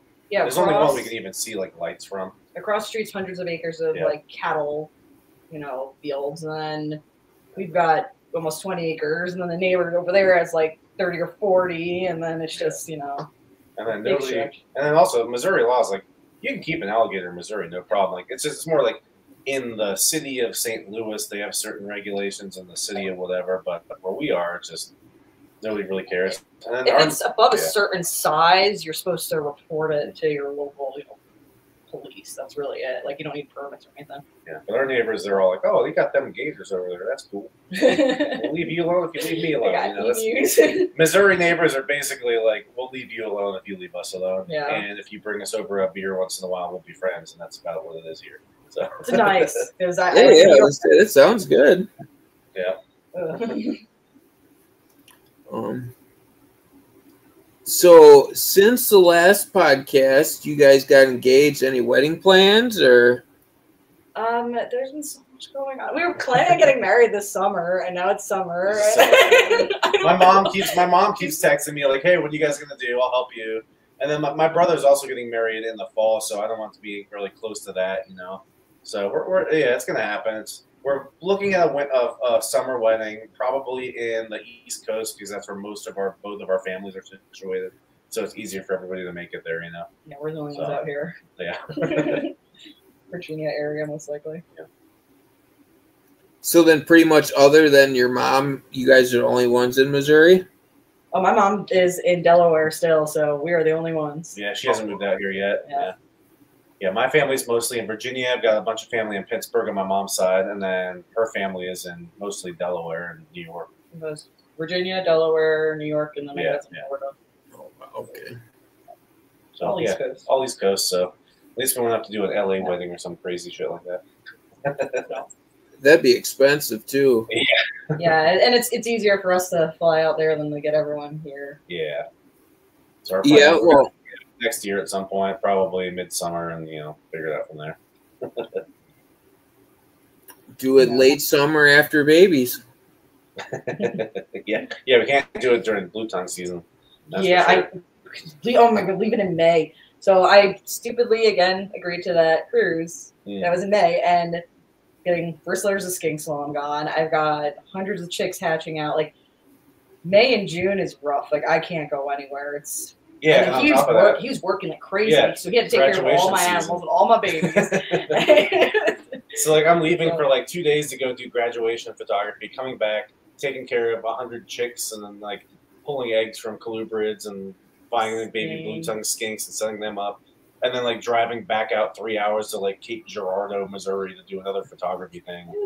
And I'm like, your dad couldn't have had this cruise any other week. I didn't. Yeah, that was. I for some reason I was thinking, I was like, well, I think everything's gonna start dropping after then, but nope. Is it normally later? No, I just feel, I don't know why I thought that. I don't know why. Yeah, so. Well, it sounds like, other than being hectic for Mike, it worked out in the long run. Yeah. You made it back from the cruise. She had her reset. Seemed like that was nice. Fun. Yeah. I like that. I saw your dad, saw your brother, saw your sister. You had a lot of fun. I was like, ooh, this is why people take vacations. He needed it. Was that a Caribbean cruise? Yeah, it was just like a 3-day one. Stopped in the Bahamas and stopped in Key West. Key West. It wasn't like anything big, but my dad, like, I've never been on a cruise before, so we kind of just wanted to do a small one to see how, my brother and I liked it. Well, it's good to start small. Some people get seasick. You don't want to be stuck there for a week puking over the boat or anything like that. Oh, man, it was such a weird feeling. So my dad said, you can't even, like, feel the boat moving on the water. But I'm sitting there, like I'm sitting on the couch, and I just feel like my body's, like, I feel like I'm drunk, but I'm not. Like, I'm, like, going like this, but, like, I'm looking at, like, a thing of water, and it's, like, not even moving either. And I'm just like, am I going crazy right now? Like... But it was interesting. It was scary too at first because it's like you look out, at night in this like black water, and it's just Titanic, Darkness, a lot of stuff that could kill you. Yeah. Sharks, whales, shit. You went fishing with your dad on his boat too. Yeah. That looked like a lot of fun. You caught a jack crevalle, you caught a couple other sea trout and stuff. So. Oh yeah. Yeah. I'm jealous of the fishing part for the most. I don't care about the cruise, but. Well, I wanted to get him to go down this month because there's these really cheap flights with what's the Allegiant Airlines or whatever, and it was like $100 round trip. So, for Florida, or? Yeah, for right before my dad lives. So I was like, well, that's doable. But then now we have the construction happening, so it's not gonna happen. The contractor's coming, And then he's got his brother's bachelor party this weekend, and a lot. Keep him busy. It's good though. Yeah, I'd rather be busy with things that make me money than busy with things that cost me money, though. Yeah, that's very true. Yeah. Which is mostly what it is lately, is things that cost us money. Yep, new fencing. Oh, He's got to fix the. We had a tornado come through, and I had like chicken pens ripped up. Part of the barn roof got ripped so off. Fix that. Yeah. Ooh. Everything do okay other than the barn damage or animals? I lost some chickens, unfortunately. But. Yeah, the one run. So we have like these like different fenced-in chicken runs, essentially for different breeds or whatever. And of course, the single one that got blown away was the most sensitive. Was the silkies. And so, yeah, my silky runs, and they were. It was like lifted over the fence and thrown to the tree. And I mean, those are like those heavy dog paddles. Like it was like a 10 by hefty run. Yeah, and it got thrown like 40, 50 feet. Yeah. Like people like, if you get hit by a tornado, it's like, we don't really get hit by it, but it was close enough, So. Yeah, it's strong. Down the road, their barn got completely destroyed. Oh yeah. There was a big like hay barn down the road, and like a 200-foot long barn, and half of it was ripped off. Pontoon boat was flipped. There was like giant trees that were derooted. Mm-hmm. Did Missouri gets kind of hit pretty common, don't they? You guys are kind of in the... This year, it's been like the worst it has since I've moved here. This has been a rough year. I was at a school photography gig in Joplin, Missouri. So we were in the gymnasium with our like photo background set up, having all the classes come in and do their pictures or whatever. And we got all the tornado warnings, and half of the neighborhood filed into the gym from like down the street because that was their designated shelter, was this gymnasium. So we all just had to kind of hang out for a couple, for an hour or so while the tornadoes passed through, and then start taking pictures again. It's just random people in the neighborhood like, hey, how's it going? At least where you were, that's, a safe place. School's usually built strong. Yeah. Yeah, that's been, our company that I work for has had 2 or 3 of those this year where like the photographers had to hunker down. That was the only one I was involved in, but yeah. Yeah, this area of the country, they get a lot of tornadoes. So you work through a company, not yourself? Yeah, so like I'll do school photography, like your school pictures. You go in and get your little portrait for your yearbook or whatever. I work for one company that's local to St. Louis and does most of Missouri, and then I work for another company who's a more national company based in Michigan, and they do the college graduation stuff. So that's where like more of the get your photo while you're getting your diploma, and then get your portrait afterwards, getting your diploma, that sort of thing. So I do both of those things. So from a more passion standpoint, though, it seems like you'd probably be outside, like more wildlife photography. Oh, yeah. So, like, I mean, I haven't done it in a couple of years because I've been so busy here and, so much stuff going on. But, like, I used to make a trip at least twice a year where I'd either go to Wyoming, where I like to go to Yellowstone and Grand Teton National Park, see the bears there. And then there's also a spot in North Carolina I usually go to about once a year where I see a lot of black bears. And I'll be doing that this year because my family does a vacation out in, Outer Banks, which is not too far from the spot I go to. So I like to do that. But it's more of like a once or twice a year thing for me these days. I used to do a lot more. Just, you know how things go. Time. Do you attract the bears to you or just kind of go through trails? No, so like the spots we go to are like, okay, I'm pretty sure that this certain bear has been hanging around this area. There's a good chance we'll see it this day. Or like the one in North Carolina, the area I go to, it's not like a secret spot. It's Alligator River National Wildlife Refuge, which is also the only place in the world where there are still wild red wolves. There's like a dozen of them or so these days. And that's basically the entire population of wild red wolves in the wild. So I go there to see them. But there also happens to be a gigantic black bear population there. So, like, it's hard to go there and not see at least 8 or 10 black bears in a day, if not more. So it's nice to just kind of cruise around these dirt roads, and you'll see them crossing the roads, and you'll go to certain fields, and they'll kind of be hanging out there eating, grass or whatever. And so it's pretty easy to spot them. And then, like, when you go to, like, Wyoming, so, like, Yellowstone and Grand Tetons, like, there's, these specific roads that go through the parks and certain fields that like bears are known to hang out in. So when you're in those parks, you just kind of cruise until you find a bear jam. If you're not the first one to see it, then you'll just find a bunch of people kind of cruising on the side of the road or parked on the side of the road. Like, okay, there's 28 cars parked here. There must be something exciting there. And you kind of just go take a look at it. But I've got friends who are, professional wildlife photographers out there. Like, they'll be the first one on scene because they're just really good at whether it's just cruising around the right areas or just bushwhacking through the woods to find, okay, this is where I'm going to find a mountain lion, or this is where I'm going to find a porcupine or whatever. So there's a little bit more nuance to it than, just cruising along the roads and waiting to see if other people spotted something too. That is the nice thing, especially if it's something exciting like a bear, there are going to be a lot of people on the side of the road. Oh, yeah. I mean, so Cheryl and I went out one time, and we found a bear jam. We're like, all right, there's like 40 cars parked here. There must be a bear. So we parked on the side of the road. I stepped out of the car, and we look, and a grizzly, like not a big grizzly, but probably like a 3-year-old grizzly bear, so I don't know, 250, 300 pounds, walks around the side of the car right in front of us. So she jumps back in the car. I jumped on the hood and jumped on the roof of my car. It just walked by. Well, that same trip too, the 399. Oh.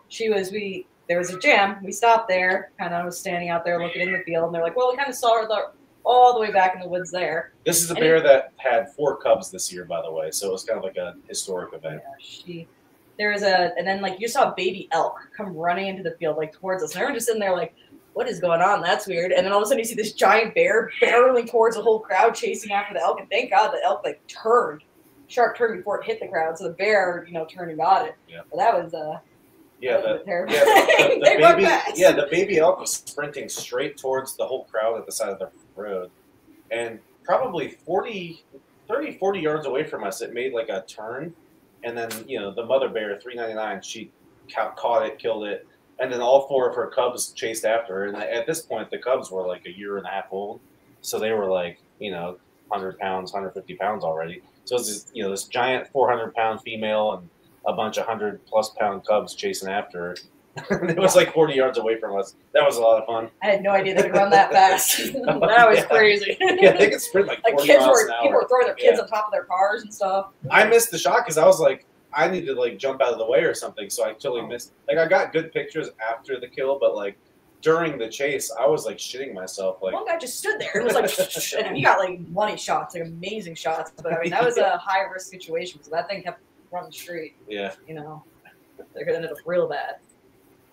Is that probably the most exciting one you've seen in the wild? Like, yeah, that was the most adrenaline probably. I mean, I've had plenty of really close encounters with bears, both grizzlies and black bears. Black bears, they never really give, unless you're actively messing with a black bear, they're typically very, very safe. Grizzlies are the ones that are more sketchy. Like, they're usually going to try and run away from you, but they might also eat you. Or like a black bear, pretty much, if you spook a black bear, it's going to run away. Well, there's that black bear, too, in the same trip. Remember everyone was going up to and trying to take selfies with and stuff? Yeah, so there's a black bear that was chilling on the side of the road. This is in Yellowstone National Park, a little bit north of Grand Teton. And it was kind of chilling on the side of the road, and it was like making motions like it wanted to cross. And this whole crowd of people was kind of like on the side of the road, kind of right in front of it, taking pictures. And Cheryl and I both kind of backed up because I was like, this bear keeps coming closer. Like, I kind of saw it wanted to cross, but nobody else really moved. And then it eventually did like a full-on charge, like with its hackles raised, and like everybody like dived out of the way, and like then the bear just like looked at them like, yeah, fuck around and find out, and it just crossed the road. But the only other black bear that's been sketchy for me, and this is just because of me, I was right near my house in Virginia where my parents lived, where I grew up. I was up in the mountains where there's like copperheads and there's like salamanders and stuff I used to go find. And I found like a nice slimy salamander, and I was taking pictures of it like on a leaf. So I was like laying down, fully prone on the ground, taking pictures of this thing. And then I look up and there's a black bear like 10 feet away from me. And I was just as like shocked to see this thing as the black bear was to see me. Because like that thing was like, holy shit, like ran away. And I was like, holy shit, and I ran away. Because like I wasn't expecting it to be just like, it just crept up on me. It must not have seen me. It was probably like, what is this noise or what is this smell, like kind of creeping up. And then, yeah, the moment we both stood up and looked at each other, we bolted the opposite direction. So you grizzlies, you've never seen in the wild close up though, have you? Oh, I've had them really close. So, I mean, I've had them like I said, that one time when Cheryl and I, the one came around the car, it was probably 20 feet away from us. I've had them between 20 and 30 feet away before, like whether I was in the truck bed or in a car or whatever. I got really good pictures of a grizzly eating a dead elk, like on the side of the road, and I was probably only 20 yards away from it. But we were in a vehicle, so like, if it got pissed off, we could just drive away real quick. And that specific instance, it was me and a couple of friends in the car, and we just kind of like, we drove past it we did like 2 or 3 runs just to get like a couple shots as we passed it. And then we left because we obviously didn't want to disturb it too much. And it was clearly not happy with us being there. So once we got a couple of pictures, we left and left it to its prey. But with the grizzlies, yeah, those are the ones more sketchy. I mean, I've been within 5-10 feet of a black bear hundreds of times. They just don't, either they don't care or they run away.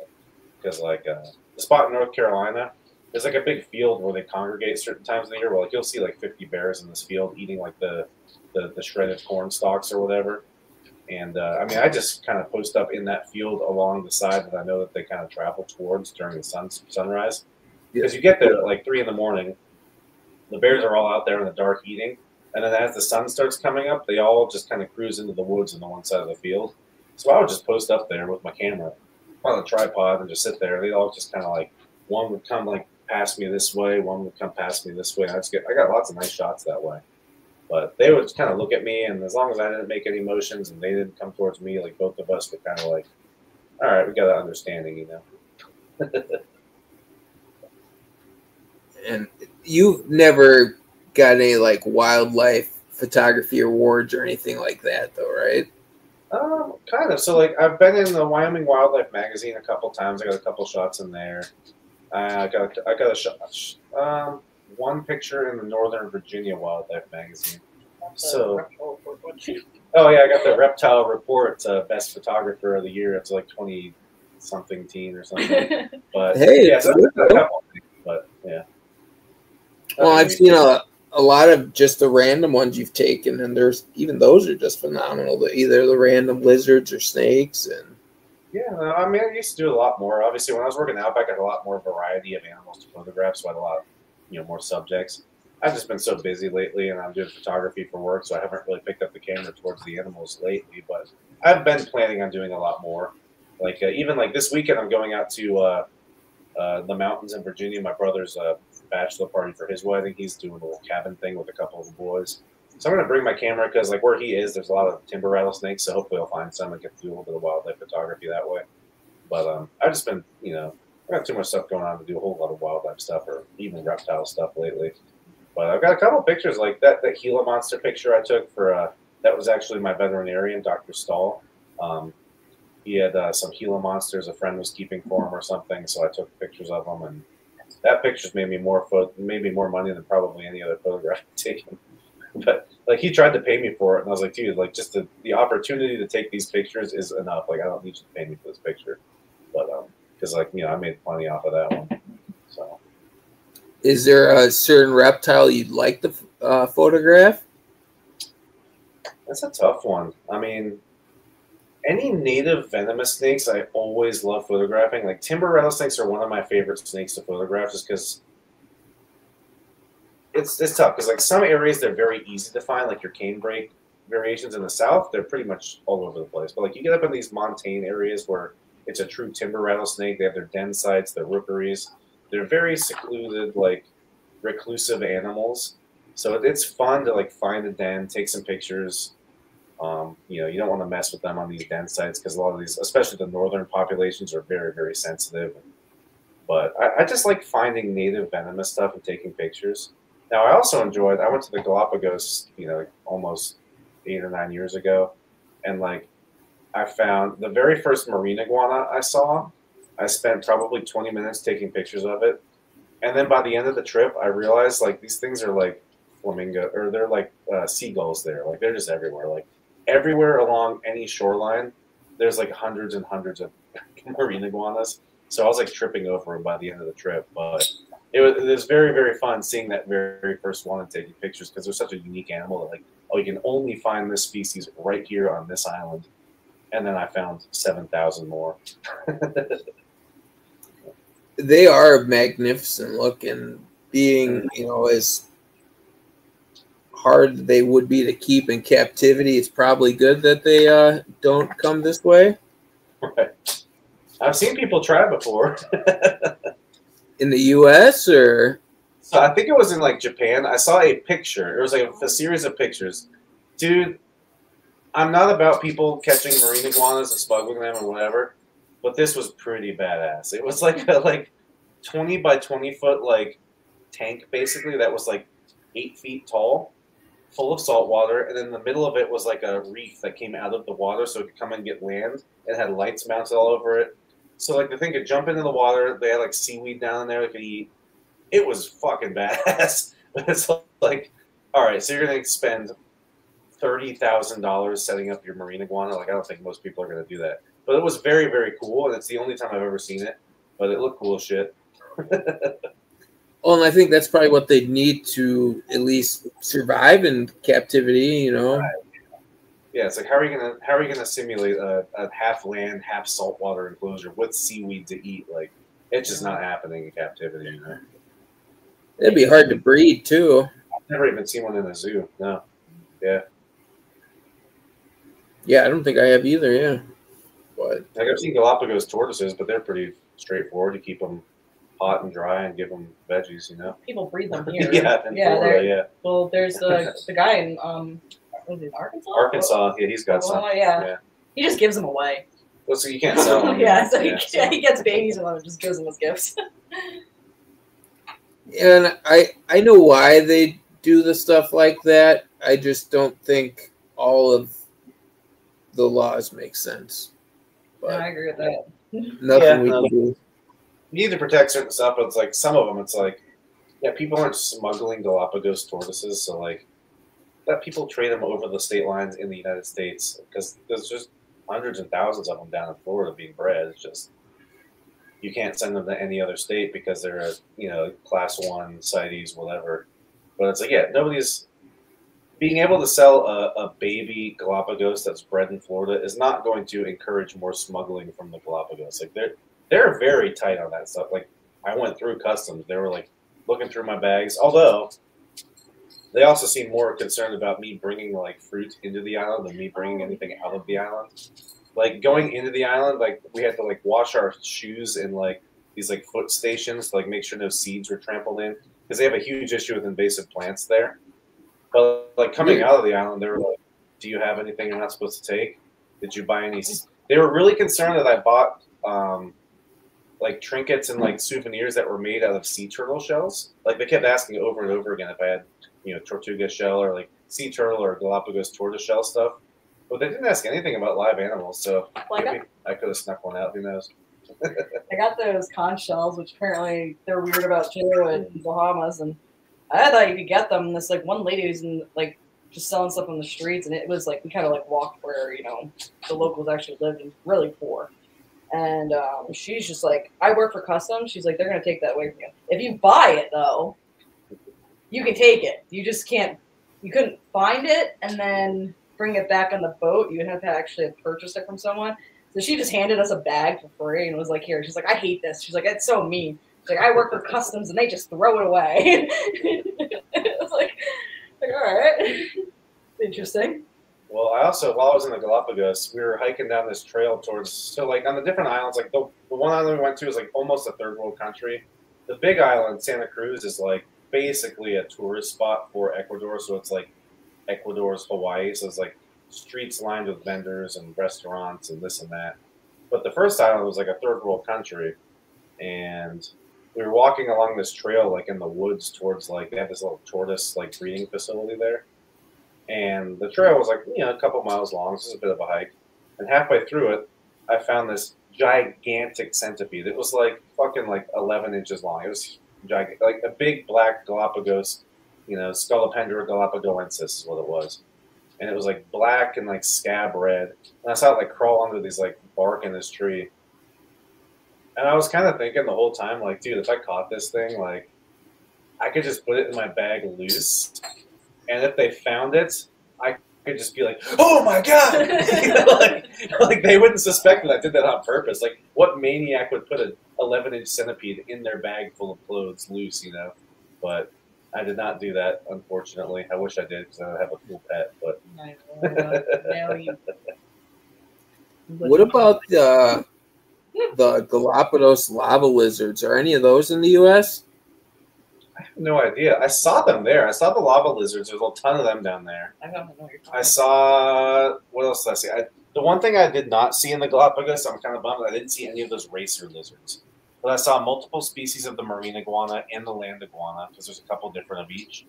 I did see the lava lizards all over the place. I saw the Sally Lightfoot crabs. Yeah, those ones. They're all over the place there. Huh. I saw, what else cool did I see? Lots of cool birds there. Like there's the frigate birds, there's the boobies. I saw the blue for the boobies. There's like the black masked boobies. There's like a couple different ones. Saw a bunch of those. Yeah, lots of cool wildlife. That's pretty much only there. But yeah, I missed on those racer lizards in the beginning of that Planet Earth footage where they're like chasing that baby iguana. If you've seen that footage, really, really fun and cool. But I was really sad I didn't see any of those racers. I think it's the only snake species on the island, if I'm not mistaken. Oh, and they all came out. Yeah, when all the snakes came out and they're chasing that lizard across the sand. Yeah. That was a cool footage, which is probably spliced between like 19 different days, but whatever. It was still cool to see. That's how wildlife, videography works, unfortunately. But hey, make a cool narrative, get people excited about it. That's what matters. Well, and it's hard, you want to get people into nature, and sometimes it's hard to get that magnificent shot. Yeah. I mean, look at Steve Irwin. Like, people will, like, be edgy and cool and like, oh, he faked most of the show. And it's like, yeah, but he made hundreds and thousands and millions of people interested in reptiles and wildlife. Like, that's what he was doing. He wasn't trying to make a 100% real show. Like, I know the guy, which it's funny, the guy who supplied the rattlesnakes, he did a timber rattlesnake episode up in the Shenandoah Mountains where he was like, it's an old episode, but he was like finding rattlesnakes like between his legs and stuff in the rocks as he was sitting down. I know the guy who supplied the rattlesnakes for that footage, and it's like, that doesn't make me not like the footage. Like, I get that he was making an entertaining show to show off these amazing creatures that live in that area, So I don't care if it's 100% real that he found the snake or not. What I care about is that he made a show that made millions of people fascinated by these animals. Like, that's what's important to me. He wasn't hurting the animals. They were captive bred animals he's supplying just to educate people on them, So, yeah, there's definitely that aspect of, like, because, again, all the wildlife videography, like with Planet Earth and Nat Geo and all that stuff, it's like, oh, these beavers that they're videographing for this beaver documentary. It wasn't really in Alaska. It was in, northern Wyoming. Like, who cares? You're making a cool show. People are learning about these animals. Like, that's what matters. Well, and the hard part, too, like, I know you do a bit of herping. A lot of the walking and stuff would not make for a good show. No one's going to watch it. You can go days with nothing. Yeah, so, like, obviously, like, when we go herping, I'll post, like, the highlights of, like, all of our cool finds and this and that. People are like, oh, he found hundreds of snakes. And it's like, yeah, and I flipped 10,000 rocks. Like, that's what it takes to do this, Like so, fishing, too. Yeah, same with fishing. Yeah, I post, like, we went fishing for 9 hours and I caught 10 fish, but, like, 3 of them were really cool. So, like, I'll post that picture and people are like, that's the best fishing day ever. And it's like, it was a lot of fun, but, yeah, it took a lot of work. 8.5 hours of nothing. Yeah. That was the big striper you posted recently, right? Yeah. A couple of my buddies went down to, I'm not going to say exactly where, but there's a couple different rivers in, like, the northern Arkansas, southern Missouri area where you can catch freshwater stripers, and lots of trout there too, and walleye, smallmouth bass. It's a really good fishery. All of southern Missouri really is full of great fisheries. So we'll go out to that spot once or twice a year. We'll do a couple different trout streams once or twice a year. So, like, I really only go on, like, I'll go fishing a lot, but, like, I'll go on, like, 3 or 4 big fishing trips a year where it's, like, an all-day event or whatever. But, yeah, the other day we went and caught lots of trout, lots of smallmouth bass. I caught that really nice striper. That was my best striper I've ever caught, and it was very tasty. I ate a little bit of it so far. But, do any of that, do you offer to the Tegus or anything, or just catch and release and keep, what you keep is mainly for you guys? Sometimes I will, sometimes I won't. It's just, this last time I just was so tired at the end of the trip, I just kind of chucked the scraps away when I was done. But sometimes I will for sure. Like, especially, like, the pigs mainly get most of our scraps from any, game that I kill or whatever, because they're chickens and the chickens and the pigs. The dogs get scraps, obviously. They'll get bones. I still have a bunch of dog meat in the freezer from some of the pigs that we've slaughtered, some of the deer that I've shot. But usually most of it doesn't go to waste. When it's like a big stinky fish, sometimes I'll chuck it, but I don't like wasting anything from an animal. So. Well, and especially I forgot about the pigs too. They'll pretty much eat anything. Oh yeah. So will chickens. Oh yeah. Man, if he gets a deer, they're underneath it waiting for you to drop stuff. Yeah. Wow. Yeah. Do other than eggs, like, from the chickens, do you offer, like, do you try to be any self-sufficient with feeding any of the reptiles, like harvesting the chickens, or is that mainly no? He wants to. I can't kill the chicks. I can't. I can't blame them. I can't because they just like they come out and then they just like they see you and they imprint on you and then they like cuddle into you and I if there's one that's screwed up, yes, I'll steal it from her and feed it to a snake. So or if there's a like or something, a fail to thrive or one passes, like I'll give it to the animals. I mean, I obviously will use that, but I don't intentionally raise them to feed off. I mean, we do that with rodents. Like the Tegus will eat rats and mice too. Yeah, I feed the Tegus are primarily eating rats, and I'll mix in fresh eggs from the chickens and ducks and whatever, and then fruit and veggie here and there. But yeah, we breed the rats to feed that stuff, so that's what that's for. But yeah, she feels bad about the chicks, so I don't press her on it. It's hard, with with an insect or a rat, people don't get as attached. But even then, some people rub rats and mice, and they have those as pets. Well, rats are tough for me too. I do not like feeding them live. I really don't. Oh yeah, so whenever euthanasia has to happen for rats, I'm the one who does it. I get it. It's like it's you like these animals. So similar situation. People are like, oh, if you would hunt a deer and eat it, or you would kill a cow and eat it. Like when people are shooting rattlesnakes and stuff, it's like, how is that any different? And it's like, well, I'm not just going to shoot something to shoot it. But if you're shooting a rattlesnake and eating it, like I'm 100% with that. Like do that. That's all. That's fine. Like because I do the same thing with deer. I do the same thing with doves, turkeys, whatever. But I still feel bad about it. Where I would not personally do it, even though I still think it's just 100% fine to do that, as long as that's what you're doing with it. But like if you're just wasting it, then that's where I'm like, that's not cool. I do not like that. But like so like I wouldn't shoot a deer just for the fun of it, just like I wouldn't shoot a snake for the fun of it. That's what I'm saying. Yeah. Like, but like if somebody's shooting a snake just to kill it, I'm like, that's messed up, man. Like just leave that thing alone. But if someone shoots a snake and then they make a bunch of like rattlesnake, jerky or whatever, I'm like, okay. I mean, I don't really feel bad about that. Use the skin for leather, make a cool skull thing, like whatever. But yeah, I personally wouldn't do that just because I like snakes, so I wouldn't do that. But I don't think it's wrong. The same way I don't think it's wrong to shoot a deer. Yeah, as long as it's sustainable and wherever they're doing it. Yeah, because like some of these areas, like I saw a post the other day where somebody was talking about like timber rattlesnakes are overpopulated in Georgia, and that's why we're killing them. When it's like their populations are like significantly lower than they ever have been over the entire United States. Just because in Georgia there's certain areas where they're very populated doesn't mean that 98% of their habitat hasn't been destroyed by humans in the last 100 years. So it's like, yeah, if it's sustainable, go ahead. If it's like something like a timber rattlesnake, yeah, they're very, very sensitive species, like especially the northern, like kind of montane populations. But and sadly, they're going to keep losing habitat as humans. We just keep expanding. I'm not. It is what it is. Sadly, only so much we could do in that regards. Out here, because there's really no people, there's an insane amount of wildlife. Reptiles too. I mean, there's one spot we know you can find like 12 different species in a day. Easy, yeah. 12 was like an easy day.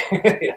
So like the highest is 18 or something. That's the thing I stress with a lot of people because like obviously I used to do like the wild caught reptile thing from Africa and like I'm not against that. Like these animals are losing populations because of habitat destruction on a significantly larger scale than any collection could possibly affect them. Like you look at like the forest, the deforestation in any country in the world, whether it's the United States, whether it's the Amazon rainforest, whether it's Western Africa, the amount of forest being plowed over so they can put up like palm plantations and stuff is insane. Meanwhile, they're like, yeah, the 30,000 snakes that came into the pet trade this year are killing population. But it's like, all right, well, what about the 90% of their habitat that was destroyed over the last 20 years? And they're like, no, we need palm oil so we can make Fritos, So. And they don't think about what happens after, too. It's not good for the planet, all that destruction, I'm sure, either. Yeah.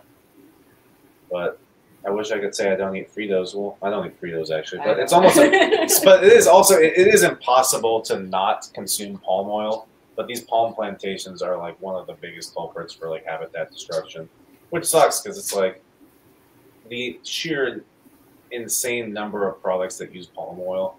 It's basically impossible to boycott it, but it's like that's really what's causing a lot of these issues. A lot of the, like Indonesia's huge for that, the palm plantations.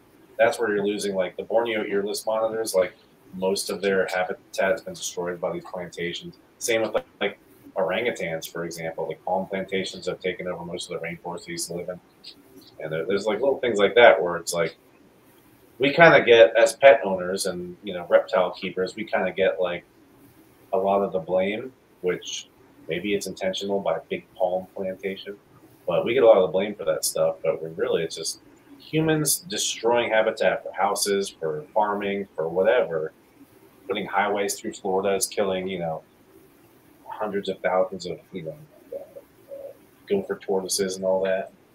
So it's just there's a lot that we have to deal with as just reptile keepers. When for the most part, we just want to have fun. We want to keep these animals. We want to breed some. They're cool. They're fascinating. They're not hurting anybody. But legislation keeps focusing on us rather than the real culprits.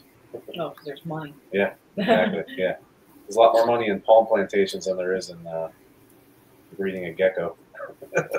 Yeah. But the positive to it, though, at least, the animals that, whoever's breeding that come from Indonesia and all the places that are getting destroyed, at least they might still be around. Yeah. It might not be in the wild, not as ideal, but at least, you can get a healthy one, shipped to you or at a local expo. I mean, look at crested geckos. Crested geckos is more in captivity than in the wild. Now, granted, a lot of people use the crested gecko example as like, the reason this species is no longer extinct is because we're breeding it. It's like, yeah, but you're not breeding the wild type. You're breeding like some weird abomination red. Like, I like red crested geckos. They're very cool, and I think they're awesome to keep in captivity and breed as pets. But like, let's not pretend that breeding the solid red gecko is doing anything for conservation, because this is nowhere near what it was in the wild. But it is funny that there's more in captivity than there are in the wild at this point, just because of the pet trade or whatever. But I also don't pretend that I'm doing anything for conservation. I'm doing it because, I like making money doing something that I enjoy. So that's kind of what it is. So. Well, but it also, though, at least to an extent, you're having less smuggled. If that is a big factor. Yeah. If people can easily get them as pets, they're not going to go to New Caledonia or wherever the reptile's from and try to get it. Yeah, that is a big thing. The more that you're allowed. So, like, again, let's go back to like Galapagos tortoises, for example. Imagine, like, there's not a whole lot of them being smuggled. Like, it's just not a thing, really. But like, they are at some point, I'm sure, being smuggled somewhere. Imagine if you could just order one from a guy in Florida for $800. Like, it would be way cheaper to do that than to smuggle one from the Galapagos Islands. So. Yeah, and then you don't have to worry about jail time, fines, or I don't know the exact laws from taking turtles from Galapagos, but I'm sure it's not good. Yeah. I mean, even look at like a blue tongue skink. You can't legally ship a blue tongue to anywhere because they're CITES 3, and where CITES 3 is supposed to really regulate like skins and animal products. Like, for example, like a sea turtle guitar or a sea turtle banjo. Like, have you ever seen those where it's like the sea turtle shell makes the shape of the guitar? Those are legal to sell as long as they're before 1970, whatever, when the law was passed.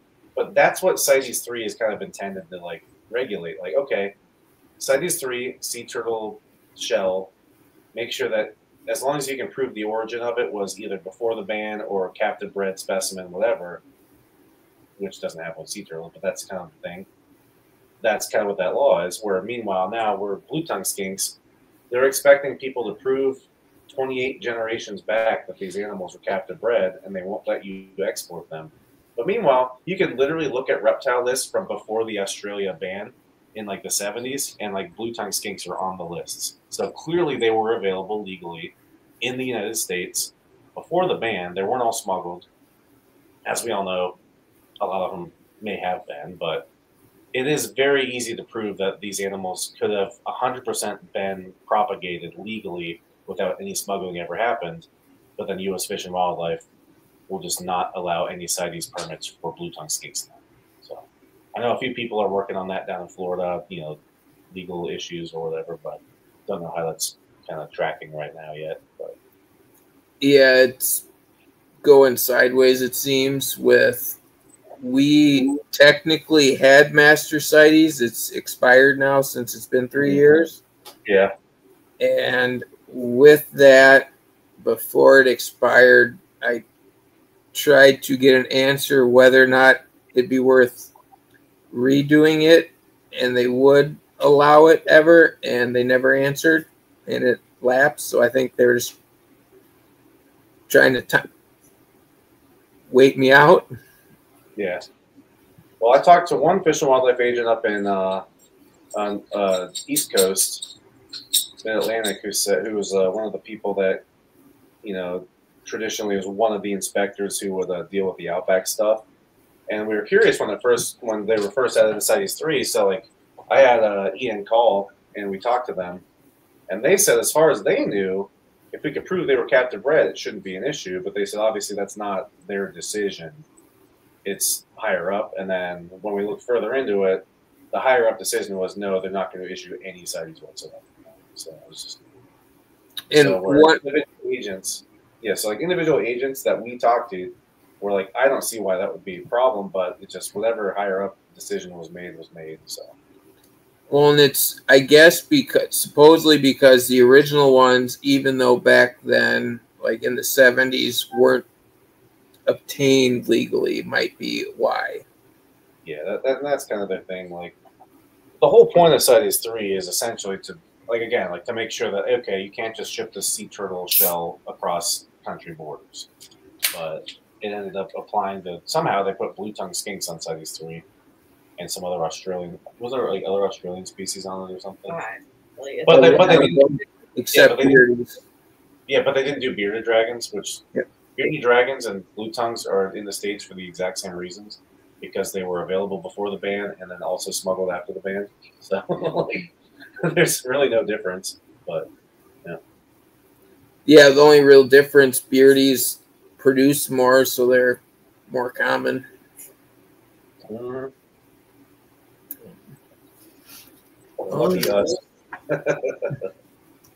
So we're about at 2 hours. Was there anything else you guys want to plug? I know bluetongueskink.com is probably one of the best places. That or your morph market, I'm guessing. Probably is morph market right now. I have to redo the website entirely. Yeah, so it's yeah, we're gonna redo the whole website at some point when we have time. But the morph market is the most up to date with our like inventory right now. She's been listing all the skinks up there. It's just morph market, whatever the URL is. Stores Mike's Exotics, the store Mike's Exotics. So okay, perfect. Well, I want to thank you guys for coming on, and it's looking like you guys are having a great year so far. So hopefully the Tegus kick off and ends up being fantastic. Yeah. Nice. Yeah. Well, thanks for having us on. It's always fun. So. Well, you guys have a great rest of your night, and I appreciate it again helping out.